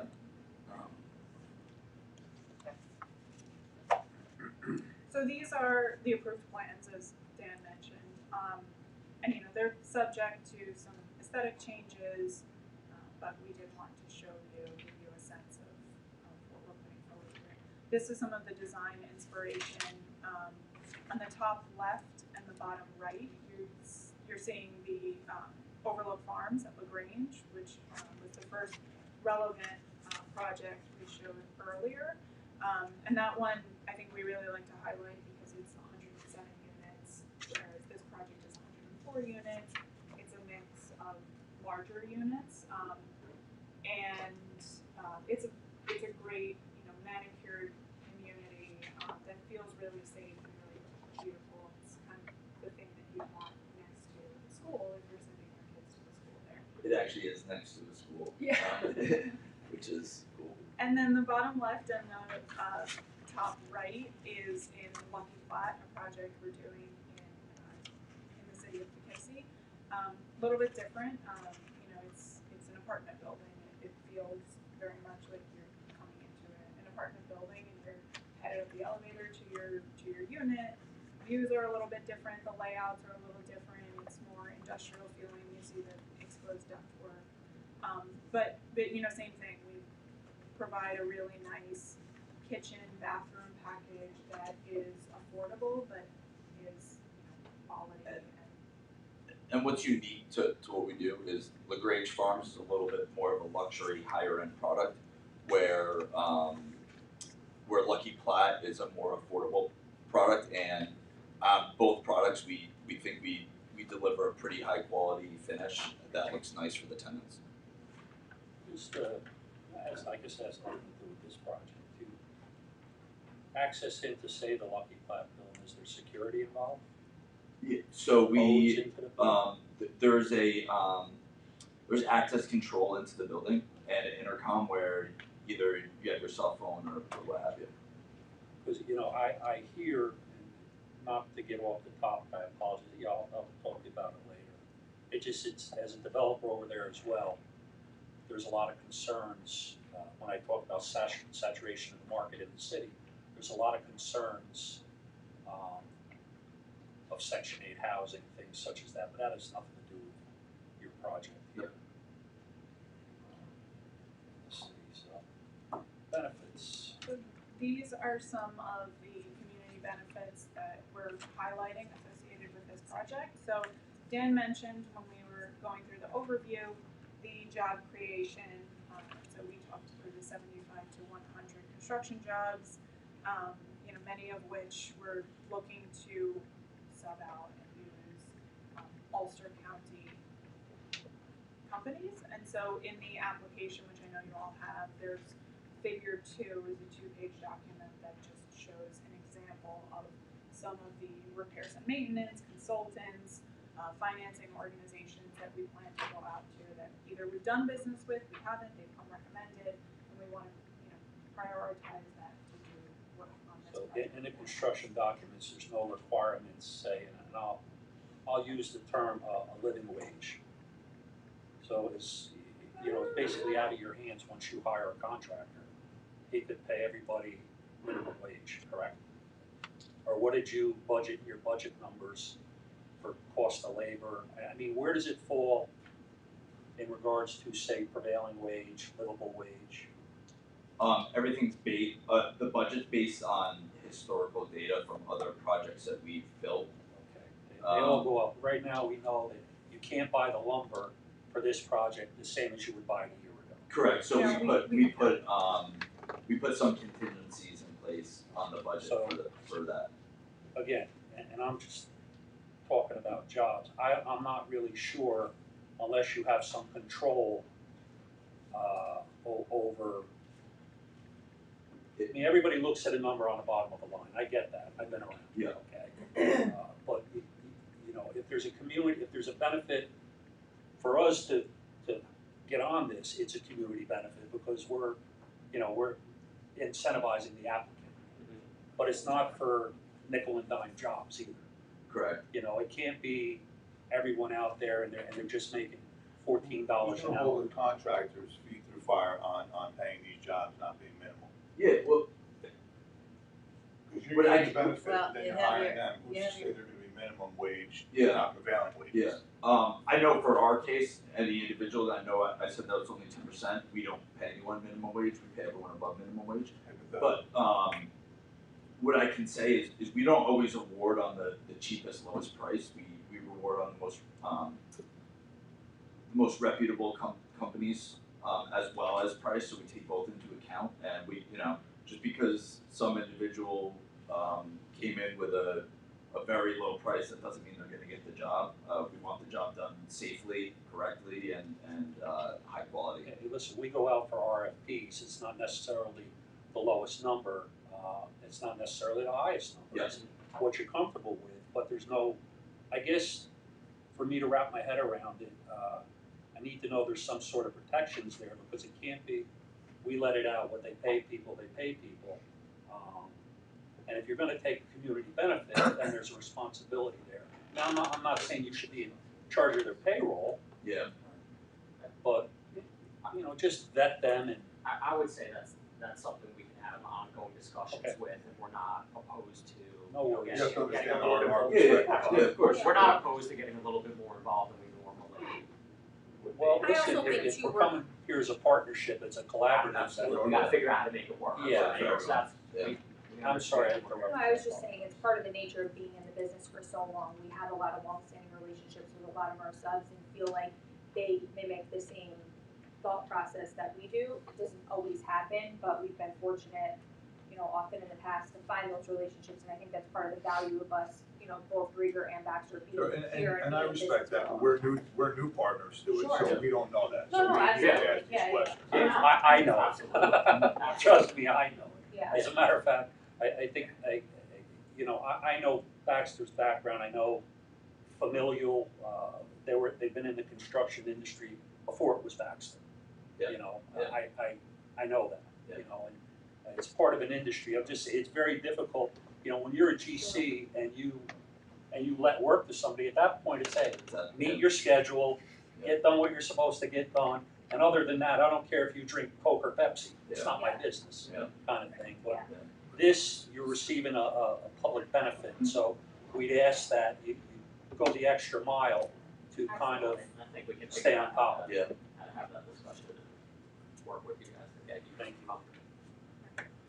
And just one last thought on that, I mean, Dan mentioned it at the beginning that we are in the area, plan to continue to be in the area, so we don't want to burn any bridges. Appreciate that. And Baxter's worked with IDAs in Ulster So County. we hope everybody has successful projects, but there's a responsibility on our end. Absolutely. People are still under the impression that we hand out money. Yeah. No, we don't hand out money. We We agree to something, and if you were here in the earlier part of this meeting, you heard someone didn't meet their responsibilities and what they're supposed to do, and we're clawing it back. Yeah. So, we've had this discussion over 3 full-time jobs, which is a tough one, so Yeah. we really have to have oversight on some of the other. Yes. So that's why we bring it. Understandable. You're not being held to any more scrutiny than anyone else. Understandable. So again, we mentioned the four equivalent full-time positions to be contracted out, and that's landscaping, snow plowing, HVAC maintenance, other repairs and maintenance items on the property, and then the 3 full-time jobs. So we can take the 4 equivalents out, because that's like you hiring somebody to come in and landscape it. They're not your employees. Yeah, That's right. they're not in the actual application as counting, we just wanted to highlight that in the. So for the school benefits, as mentioned, working with the school to provide necessary benefits, including the egress, parking, making sure that the community is safe and well maintained. One question. So you've been in constant discussion with the school. How do they feel about the impact? I mean, it's not a lot, but the impact of another 35 students coming. We're actually scheduled for the first week of September to be in front of the school board and present the project in further detail. We've already presented to Mike Brooks, who's the superintendent of schools. He seems favorable, but he doesn't want to give an official. And based on all the recent research, that school district happens to be losing part of its student base. Well, we're concerned about the aid, because that came up on a project up here and how it's going to affect the aid to the school district. Now Marlboro's, again, is a funny situation, because, you know, when Dan Scammer and Roaston downsized, essentially, I won't say closed, you would have thought the sky was falling in Marlboro. Being somebody from Highland, you know, we always had to listen to, we have a pool, we have a planetarium, we drive Mercedes to school. And the next thing you know, taxes went up in the municipality like there was no tomorrow. So, you know, that's the kind of thing that you have to take a look at, how it affects their aid. And, you know, when people come and tell you, and I'm not being a naysayer, when they say, well, no, we support you 100%. Well, they support you 100% until the numbers are on the table and, you know, the cameras are in front of them, then they have questions. So I would be very careful until you get an affirmation from them. Yeah, and that's, yeah. And are you looking for an abatement from the school taxes as well? Yeah, both property and school and county. For 3 employees Correct. over the course of 18 years? Correct. So the $100,000 a year per employee, or just our side of it, correct? That's probably the math. What it's costing per job. That's why we're here, to discuss it all. So, Okay. go ahead. So on the economics Oh, I know you. stimulants, we anticipate that these 104 units will bring about 200 new residents to the Marlboro area. We looked at the U.S. Bureau of Labor Statistics, which estimated that each household is, on average, spending $48,000 in the local community. So, using obviously that 48,000 times 104 households, it can be an economic impact of up to almost $5 million. I think even if you discount that and say it's not an average of 48,000 per household, and it comes down, it's still a pretty significant economic impact right there in the local area and in Ulster County.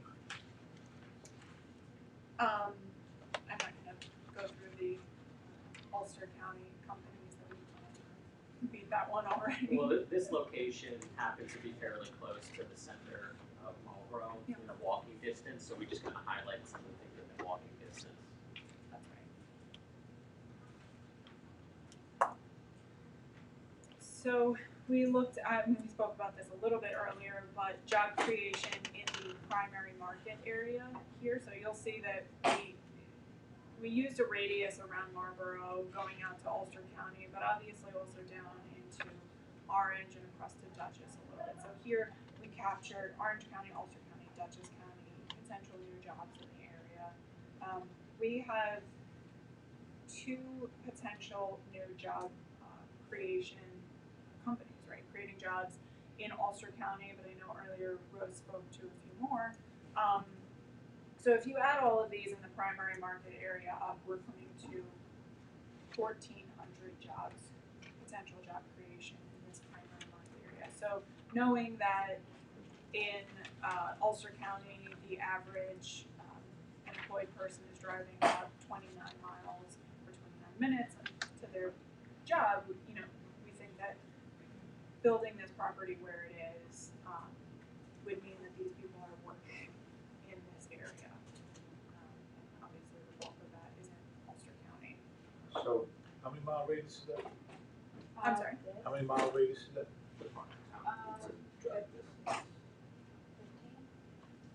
I think at my Did you?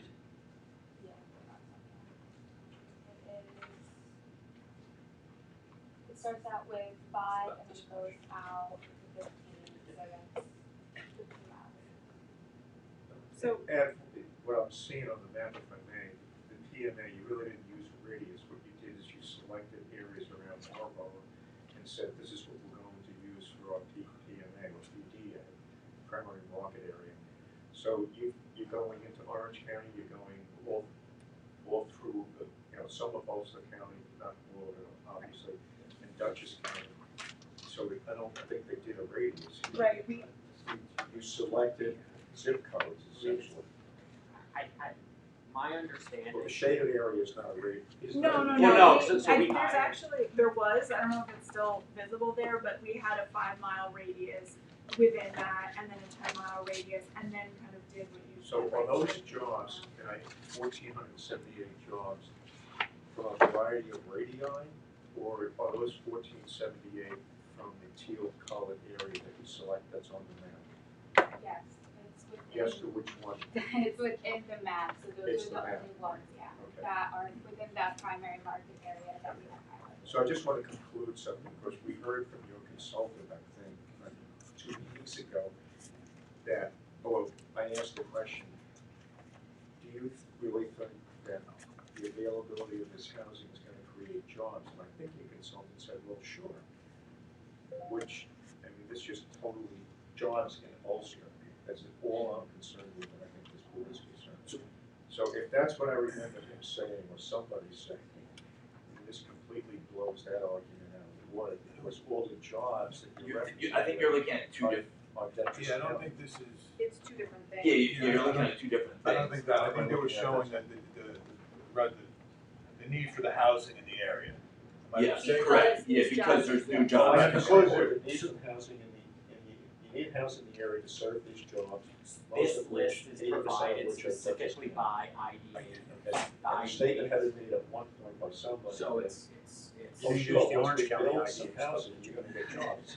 Right, I see, I hear what Rick's saying. You don't build it, they will come. But Stay at if you- some- If you go back to the last slide, I hear what you're saying, Rick. No, yeah.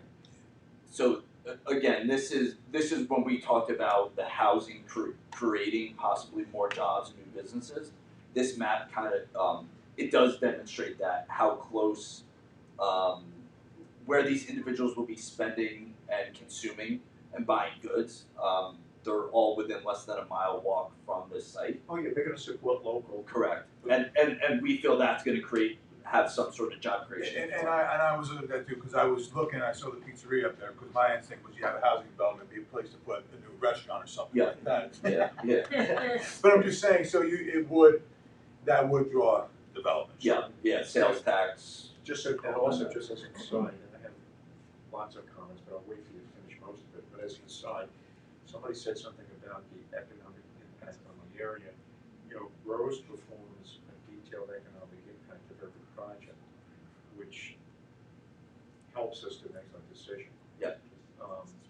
So, okay, whatever you think it's gonna create in terms of economic impact, okay, but we use a system from Rochester Institute of Technology, as I recall, and we use that in an objective way across all the projects. Yep. Just whatever you think. We're excited to see it. Whatever you think it is, Rose's numbers is generally what we go Sure, with. okay, Yeah, cool. Are you just about finished? Because I have a lot of questions that are. We have a hand. close. Yeah, I'm we're- gonna your questions first. You have my question. So, may I, Chair? You may. Thank you. Would you like to take a seat? Standing up is a Let me- thing. Oh, I'm sorry, Should we finish the read through, we financials just here. have the financials and the proposed pilot Sure. schedule, so I think a lot of this A little we've bit spoken more. to already. Let's go to the next one, just trying to get through. Yeah. So these assumptions we've talked through already. This was the AMI, what the resulting rent is. So we can go to the next one. This is really just some market data on single-family housing that we grabbed over the last 4 years. I'll let you read this on your own. Comps, we looked at relevant properties, developments, or existing properties in the area. There's not too much very close, and that's why you'll see it spread all up and down like this. And so the bottom line here is that the average 2-bed rent and 3-bed rent in the area is for the properties that we selected based on what kind of product it is, what their unit mix is, what their community is slightly higher than what we're underwriting. And that's because the rental rates that we have on here are current. And as we know, there's been a bit of a blip over the last 18 months. So we looked back historically and said, if we can grow rents, from 2015 through 2019, see what that growth rate was, and continue that over the next couple of years, we feel confident that the numbers we've underwritten at 18 and 2200 are solid. We don't want to take where rents are right now and then continue to grow those because it just might not happen. So I may have missed some, but did you project if they start to decline, they'll still be sustainable? So they kind of match up, where we took 2015 to 2019, what the growth rate was, and continued that growth, Right. and then compared it to where we've seen the jump up and then plateau that, they match up at that point. So we're not necessarily What was the underrating increase it. in rent that you figured every year, 3%? It was about 3%. And So then there clearly was, the market's gonna correct itself. right, so there was about a 5 to 6% growth rate over the last 18 months, but if you flatline that, it kind of catches up. Does that make sense? Yeah, I'm just trying to put a worst case scenario that we don't want to be partners with an empty lot. Sure. Hypothetically, if things go south, would you still be able to sustain? I don't want to know your numbers. I guess we're going to have to eventually. Would you still be able to sustain if your numbers had a decrease for occupancy? So Right. we run through those numbers, and obviously it's not a great investment, but Sure. But we can sustain. Okay. We could take a couple years of either maintaining or dip. Okay. So I think, just to add a little anecdote there, I think we're young, right? We're a young development team, but we did also live through the last downturn. You get old awful quick. So, and I used to there's be the young. history as well, right? So running stress tests on this is something that we take seriously. We don't want to be over leveraged or not be Right. able to sustain, a slower absorption rate. Protect the bottom line. Right, Bottom line. exactly. So then this is just running through the pro forma revenue side. We've spoken about that. There's some additional income from pet fees, trash fees, miscellaneous. We do have a vacancy rate in here of 3%. We've stress tested that up to 5%. We left it at 3% and added a collection loss just to see what that might look like, when times might be tough. Our expenses here, I do have one note, if any of you take this away. There's the property school tax here showing 76,000, but that should be corrected to 34,000, which aligns with our pilot program for year one. On the right side, you'll see a cash on cash return of about 6.2. With the corrected taxes, it's 6.8. It's not a big difference.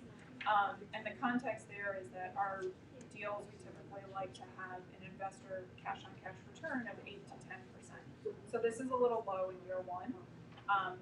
With expecting that our expenses will be controlled and our rents will grow at about 3% per year, we fall into that 8 to 10 within year 3 to 5.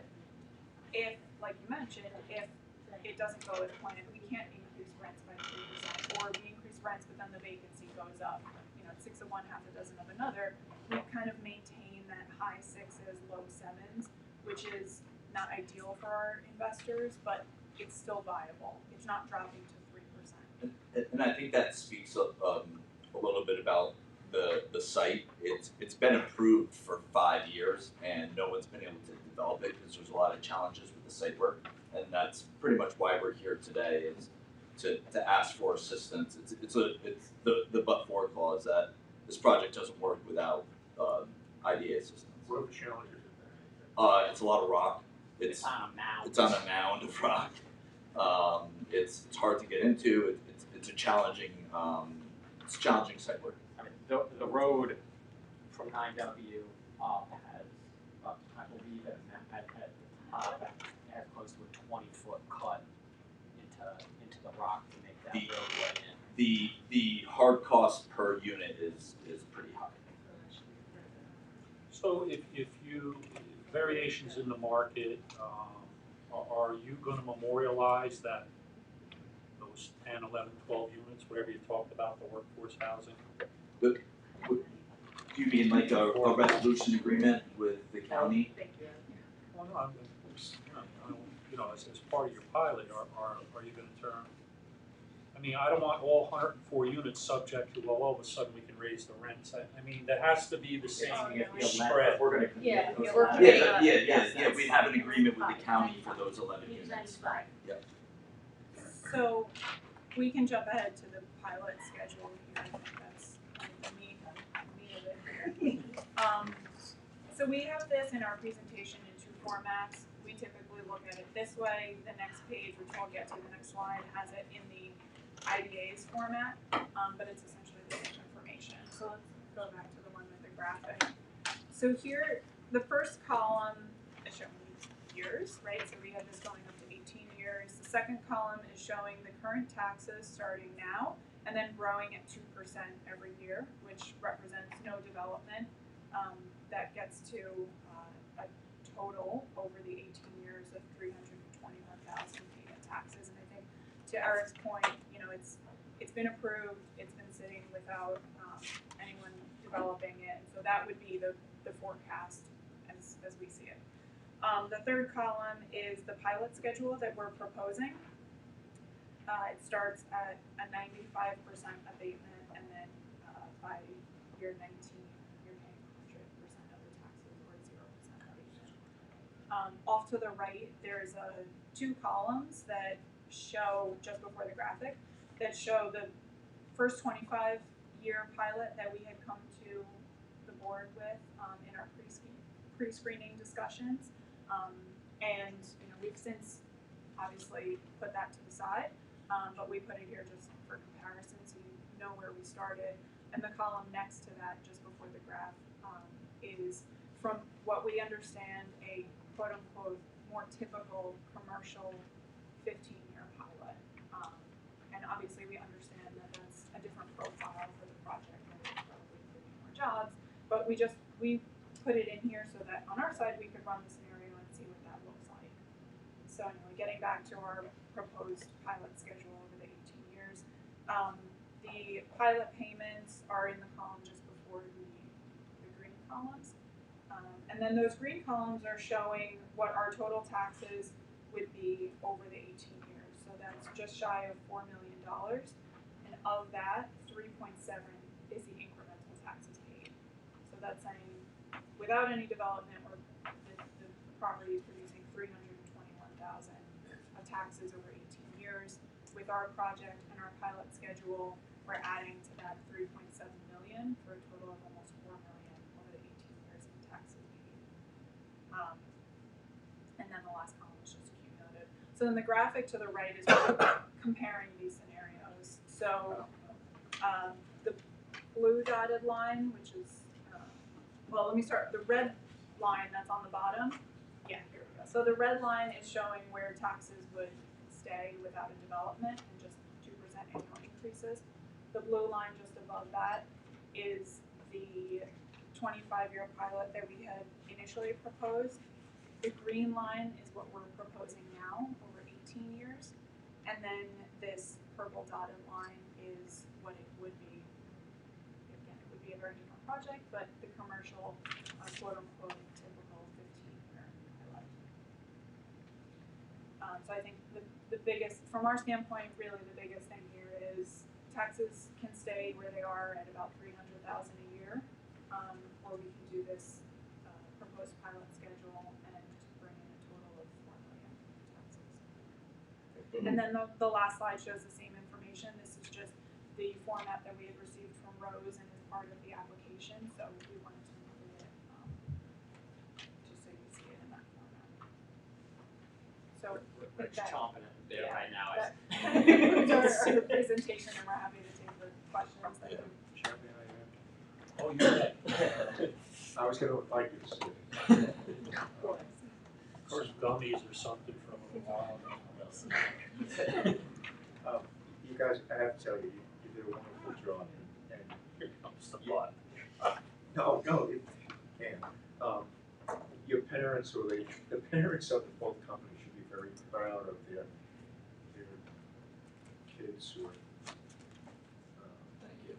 good job that you've done. I'll record that. And, Send it to It so is you good. record that for your parents, for the parent company.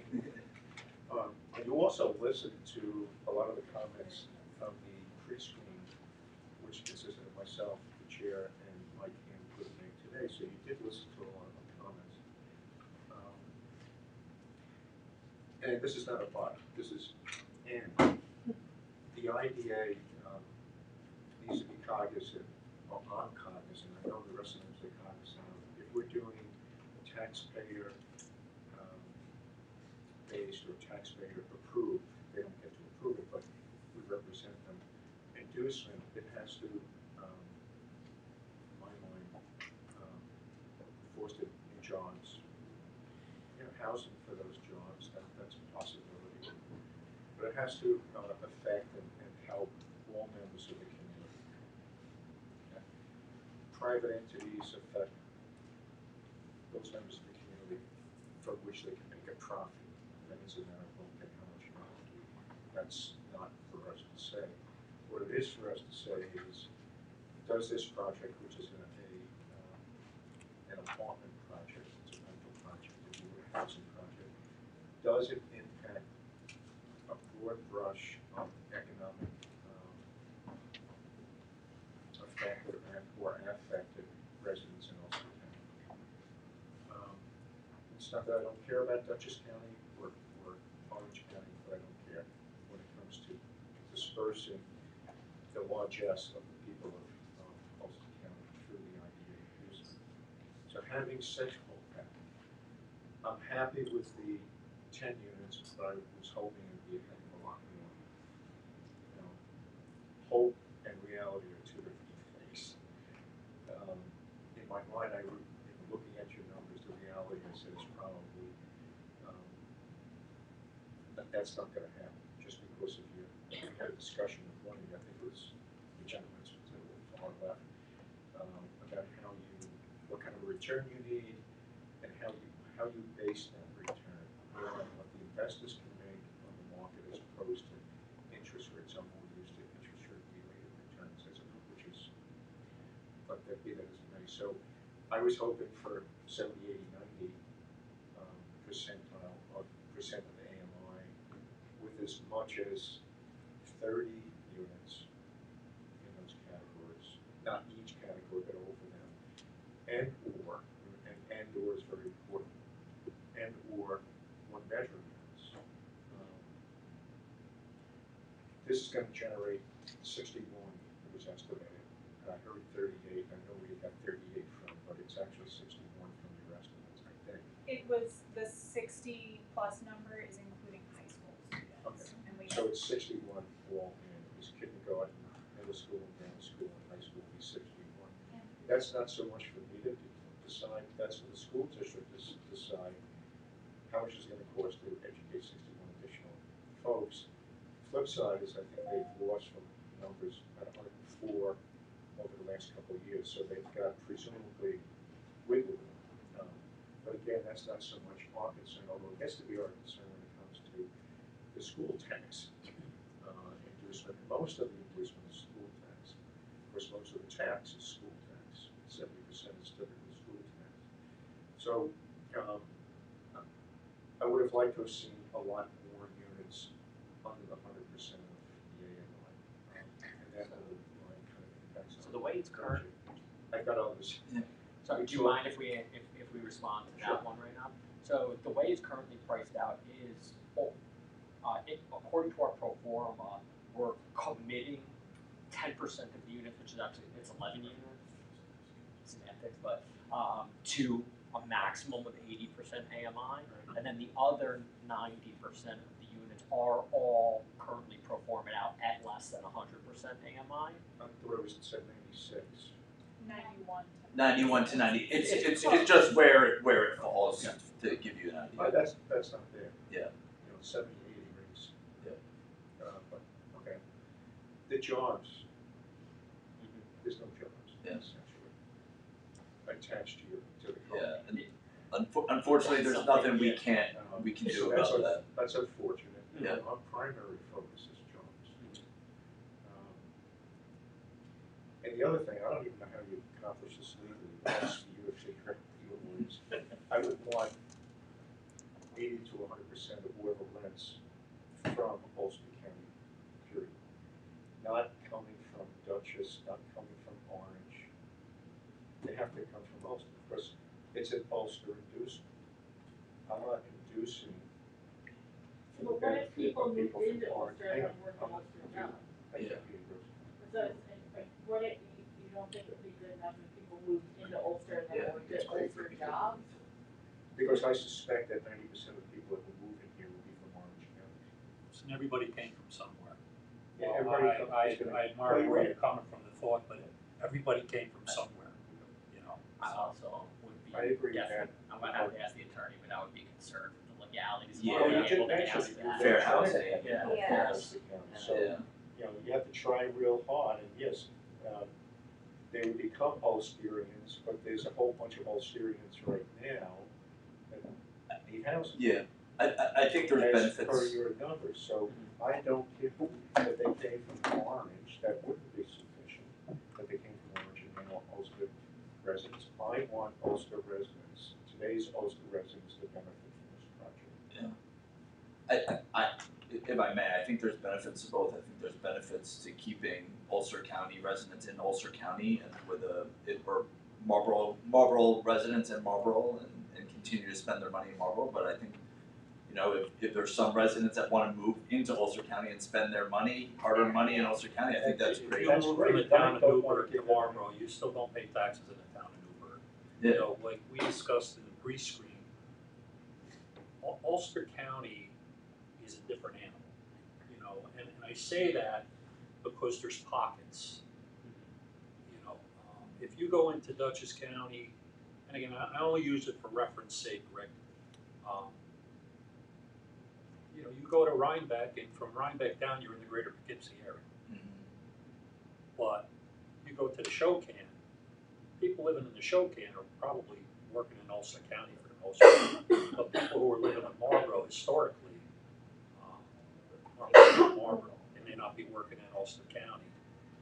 I live in Highland, and that's been a commuter, bedroom community for Poughkeepsie IBM.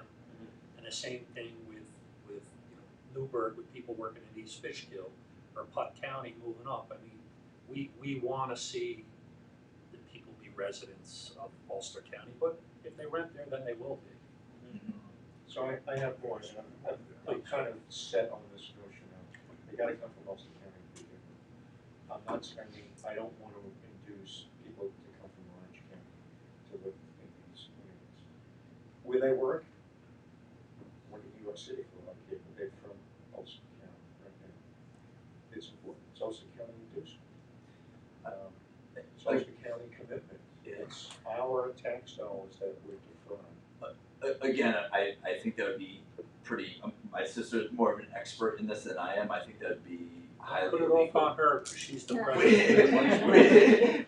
with Step up. It would be difficult with the fair With housing fair housing. regulations that exist, but I also think, if you think of like the young student who's graduating from college and there's an attractive place for them to go and live, I mean, it's definitely, these type of projects are gonna attract people from Ulster County, but you might have somebody who's coming in, from New York City or Orange County, and they might be a startup marketing business and providing a resource that you might not have in Ulster County now. You don't have And any then subletting, right? You might, no, what I'm saying, they might come in and they might have worked in the city, and now you're attracting your younger population who might be graduating from school, hey, this is an attractive job that I have, and I was never gonna stay in Ulster County, I was gonna go live in New York City. But now we're able to attract that type of talent and these people to stay in this I area. bring up the subletting thing because that situation would occur if someone could come in and theoretically rent the apartment and then rent it to someone else. They may not be domicile or anything, they just say, okay, well, it's good, I can make a few dollars by turning around and leasing it, so there is no subletting. I do see maybe some potential semi-compromises in the sense that we can heavily market to the current residents and try to attract as many as we can. I just don't know if we're able to actually deny or accept I don't think based you can upon discriminate. No. Yeah, fair housing, you Yeah. gotta So- Yeah. I'll make the outlandish statement, and you would figure out how to actually then. And then the other thing that I didn't get it clear, and we're still in the beginning stages here in some ways, I guess, but we were in the pre-screening I mentioned, I don't think we can induce anything that on school property. So if you're giving your property, that entranceway, I couldn't quite catch. It's Not yours, to but the you're gonna deed it to the school. It Not might be to the the school, town. not to the Town. school. You're gonna deed it to the town. Oh, tomorrow. Currently, it's on this it's part of this property. It's yours. Yes. Okay, and you're gonna fix it. Yeah. And who are you giving it to? We deed a portion of it to the town of Marlboro. As part of getting free road maintenance from the town? I'm sure they'd be responsible for maintaining it if they. I guess we need a legal opinion as to whether we can do something that's gonna be transferred to somebody else. We brought that up before. That still needs to be, Yeah, we brought it up before that we need an opinion on that. Just maybe one thing that you would need is this a typical, just the property in question? Is this not where the buildings are, but the egress, the access, the whatever? Is that a lease back situation? When you say that you're gonna deed it to or you're gonna give it to, is it, the length of the pilot for 25 years, you're gonna essentially do a leasing situation? Whatever the number is with the town, and then at the end of that, say, hey, it goes back, we're gonna hand over that to the town. Yeah, I'm not 100% sure. I think we're willing to hear what the town wants to say. I think he can answer that a little bit. Oh, he's not sitting over here, I'm watching him all day. We He's not gotta take advantage when we Okay, can. we'll have elder I statesmen. know the answer to this question. So, whenever a road is built in a private development, it's either stays as a private road or it becomes a public road. This is to be offered to the town before it's built, and then built and accepted by the town once it's complete. And this is the way most public roads are done, and so it becomes town property.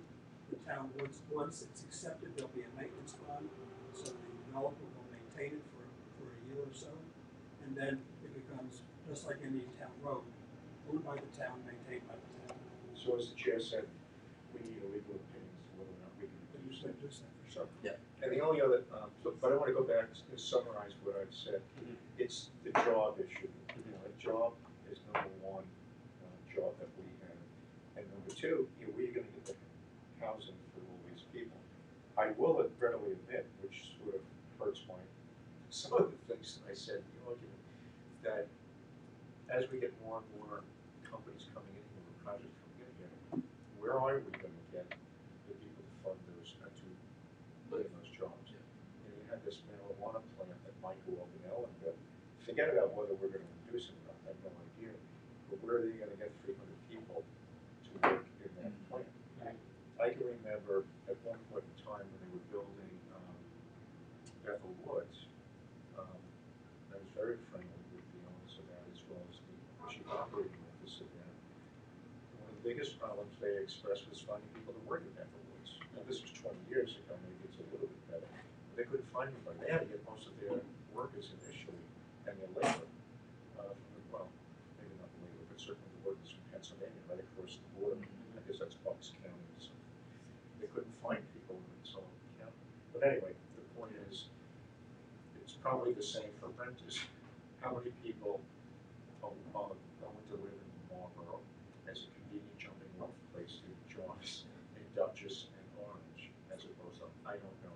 But jobs are our number one role, and I would still want you to figure out a way to get more units / people from all the town. Doesn't mean that I am for or against the project at this point, but at this point, I'm not for it because of some missing pieces. And I'm done. Sorry, I just wanted to highlight in the beginning, Mr. Malcolm read the mission statement. Jim. When Jim read the mission statement, part of the mission statement was economic vitality of the area and the region, and I think this project really does highlight that.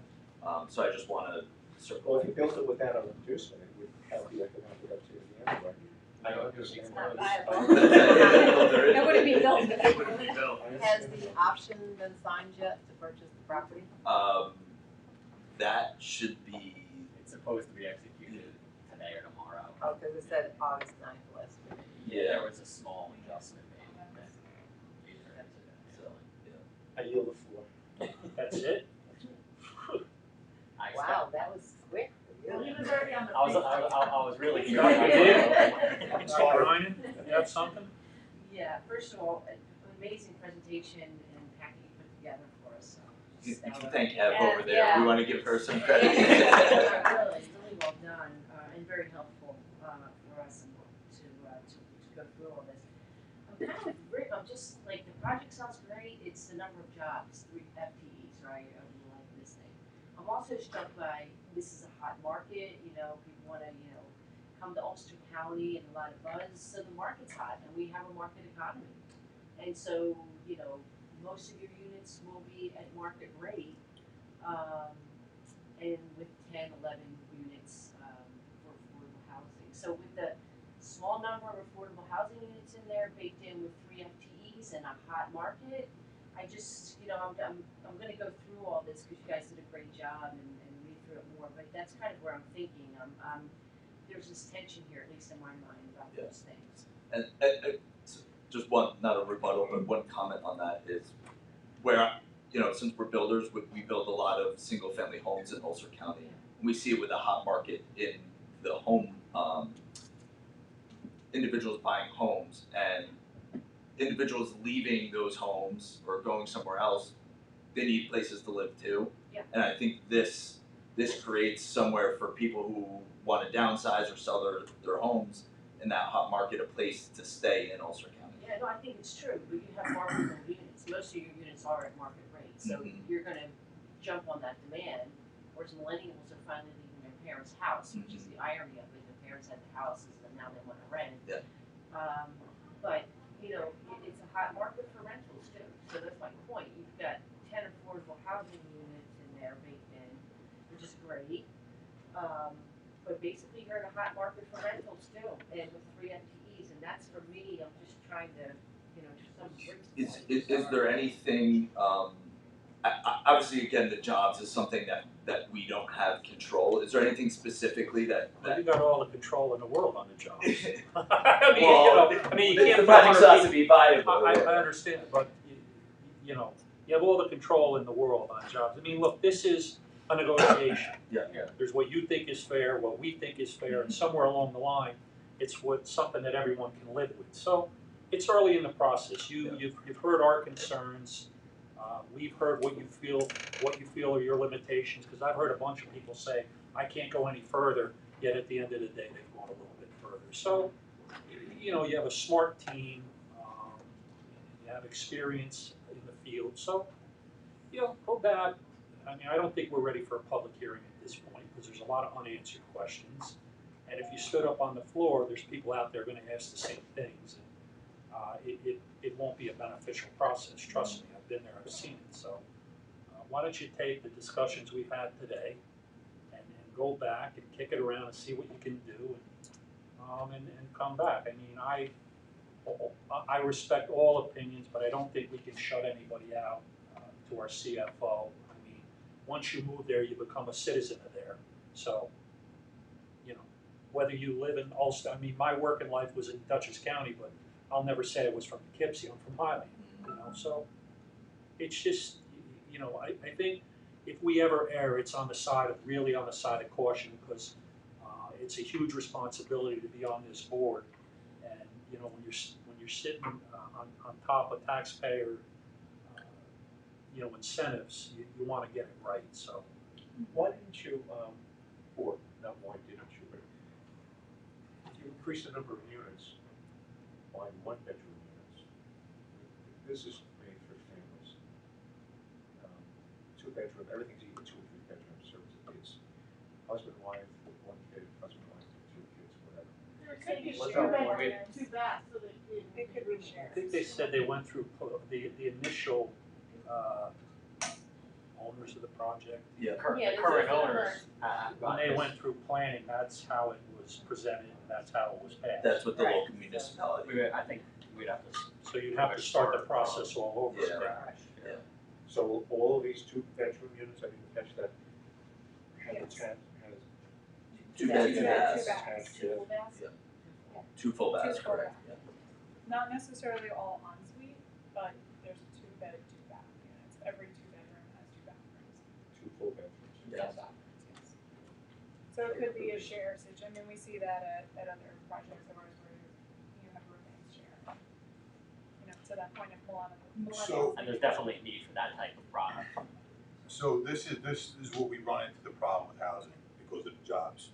I also get and understand that the idea is to help in more ways than just jobs. I believe housing is a big issue in Ulster County, and I think that's part of our job as the IDA is to help not only jobs but community needs. That's for another day with the IDA.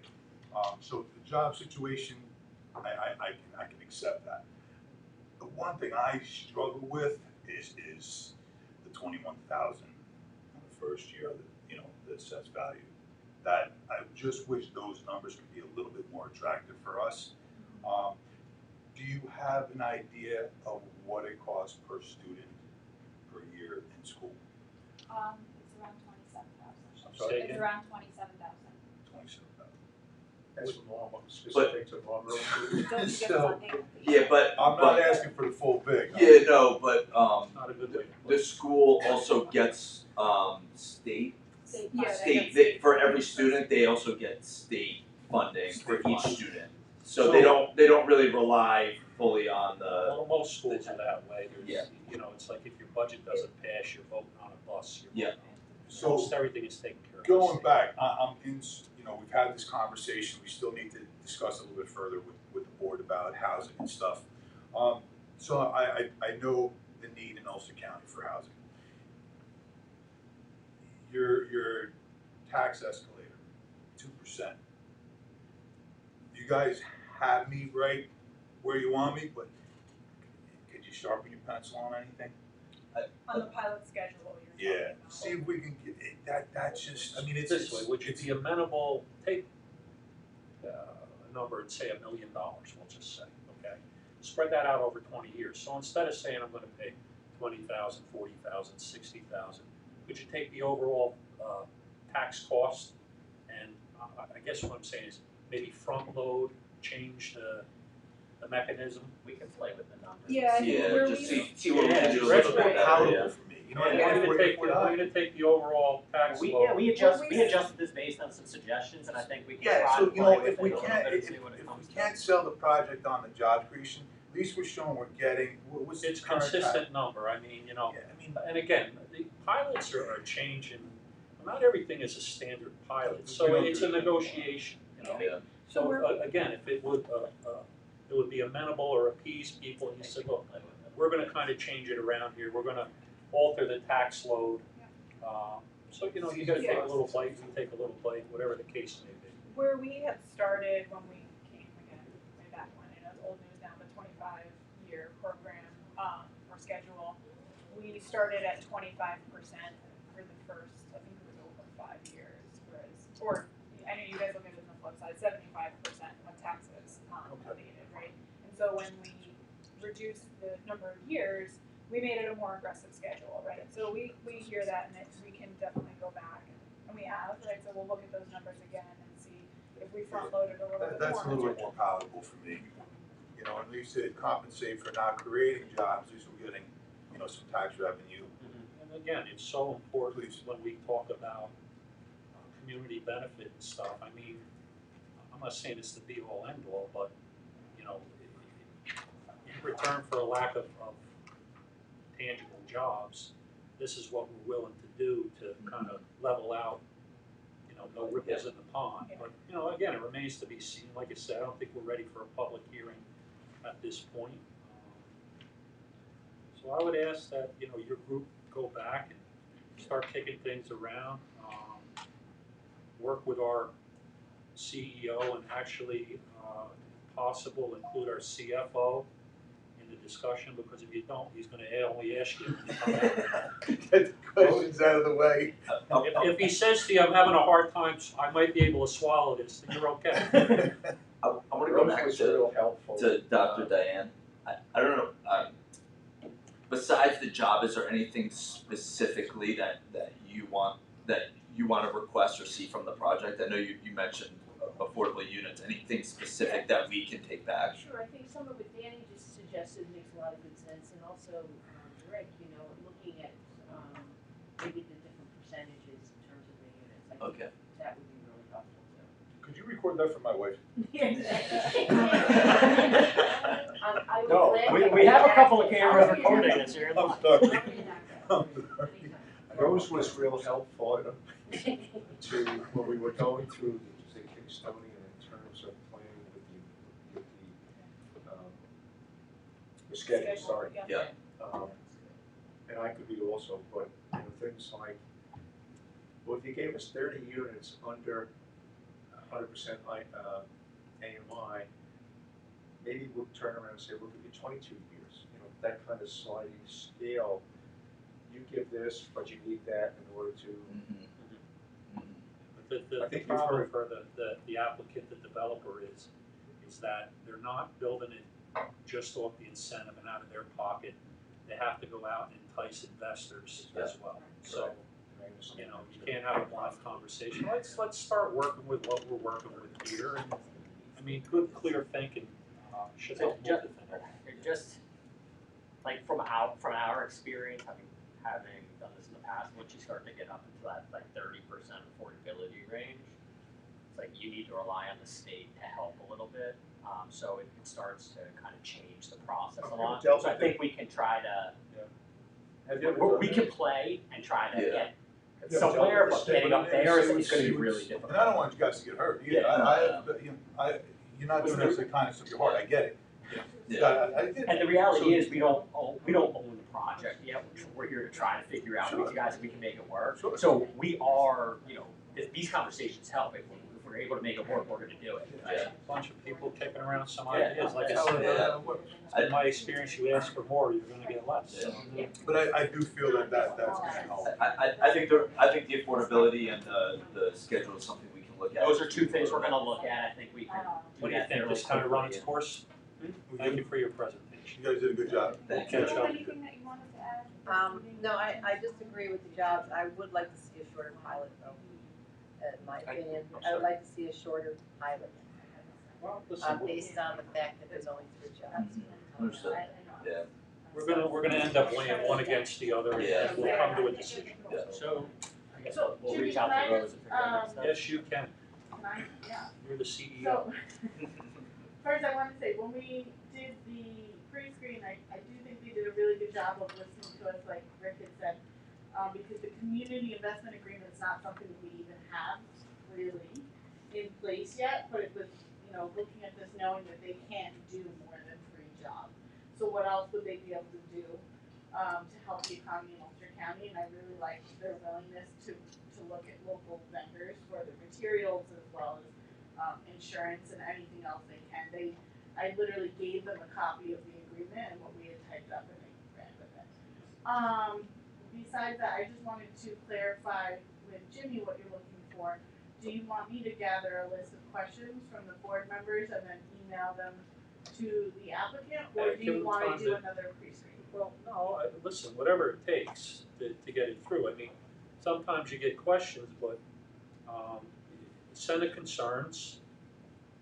But I think you get to a point where you kind of still have to have some sort of a working group, because, I mean, time is money, I understand that. But, you know, back and forth all day is a tough one. So let's put together some questions, send them out, schedule expedited, schedule something for a pre-screen, to get back together and. Would you like to, should we select different members for pre-screen like we had done with the Kingstonian, or do you want to do Yeah, the same? probably, because I want people to get a And different, I think Yeah, Diane that'd be might be helpful. interested in okay, getting I'll one. select the members. Diane, are you interested? Yes, I'd be very interested, thank you. As leadership has its privileges. Our real estate expert? Sure. Okay. Anyone else? Anyone else? Want to sit in on it? I could show you sit in on it. There you go. You don't want to be sitting, do you? Alright, You that's good, I'll gonna be talk a to Rose. 4-hour meeting now. No. I think we need room involved. Yeah. Expedite the process. I think you all said it best, we're gonna be partners in this and try to find a mutual. Again, I'm really impressed with Should we go to the Yeah, very Savona good restaurants and say I can only pay 80%? I think the doctor has said You know, I it's like probably the saying, best I like application to we've say seen. thanks. That's what I Yeah, hope. It's your Kingston High School graduate over here. I'll let Diane Well done. Okay. indicated that this is probably the best You application. amenable to that, Mr. Rieger? I'm amenable, absolutely. We appreciate your time. With his enthusiasm over there on that note, we'll end this portion of our. Has anyone had a birthday since we started, or? No, but by the time we add, I'm sure there will be. Thank you very much. No, it's Thank August you. 9th when you're supposed to sign. Oh, I see. Should I just, before we, I know we're gonna close the meeting soon, I guess. Feel free. It has done. Okay. This I think discussion has we're been done. wonderful. Thank you. Thank you. Thank you. Thanks, guys. Appreciate it very much. Thank you. Thank you. Thank you. It kind of just begs the issue for the board to deal with, how are we gonna deal with housing development? Well, if you listen to Rose, we're gonna discuss that, and, I've had this discussion with you. We're looking for something that's consistent, or as consistent as can possibly be. But let's not get ourselves to the point where you lock anything out. Thank you, guys. You have to have some flexibility to work on it, but you want a general idea of what constitutes housing under the IDA statutes for us. So, again, it's a work in progress.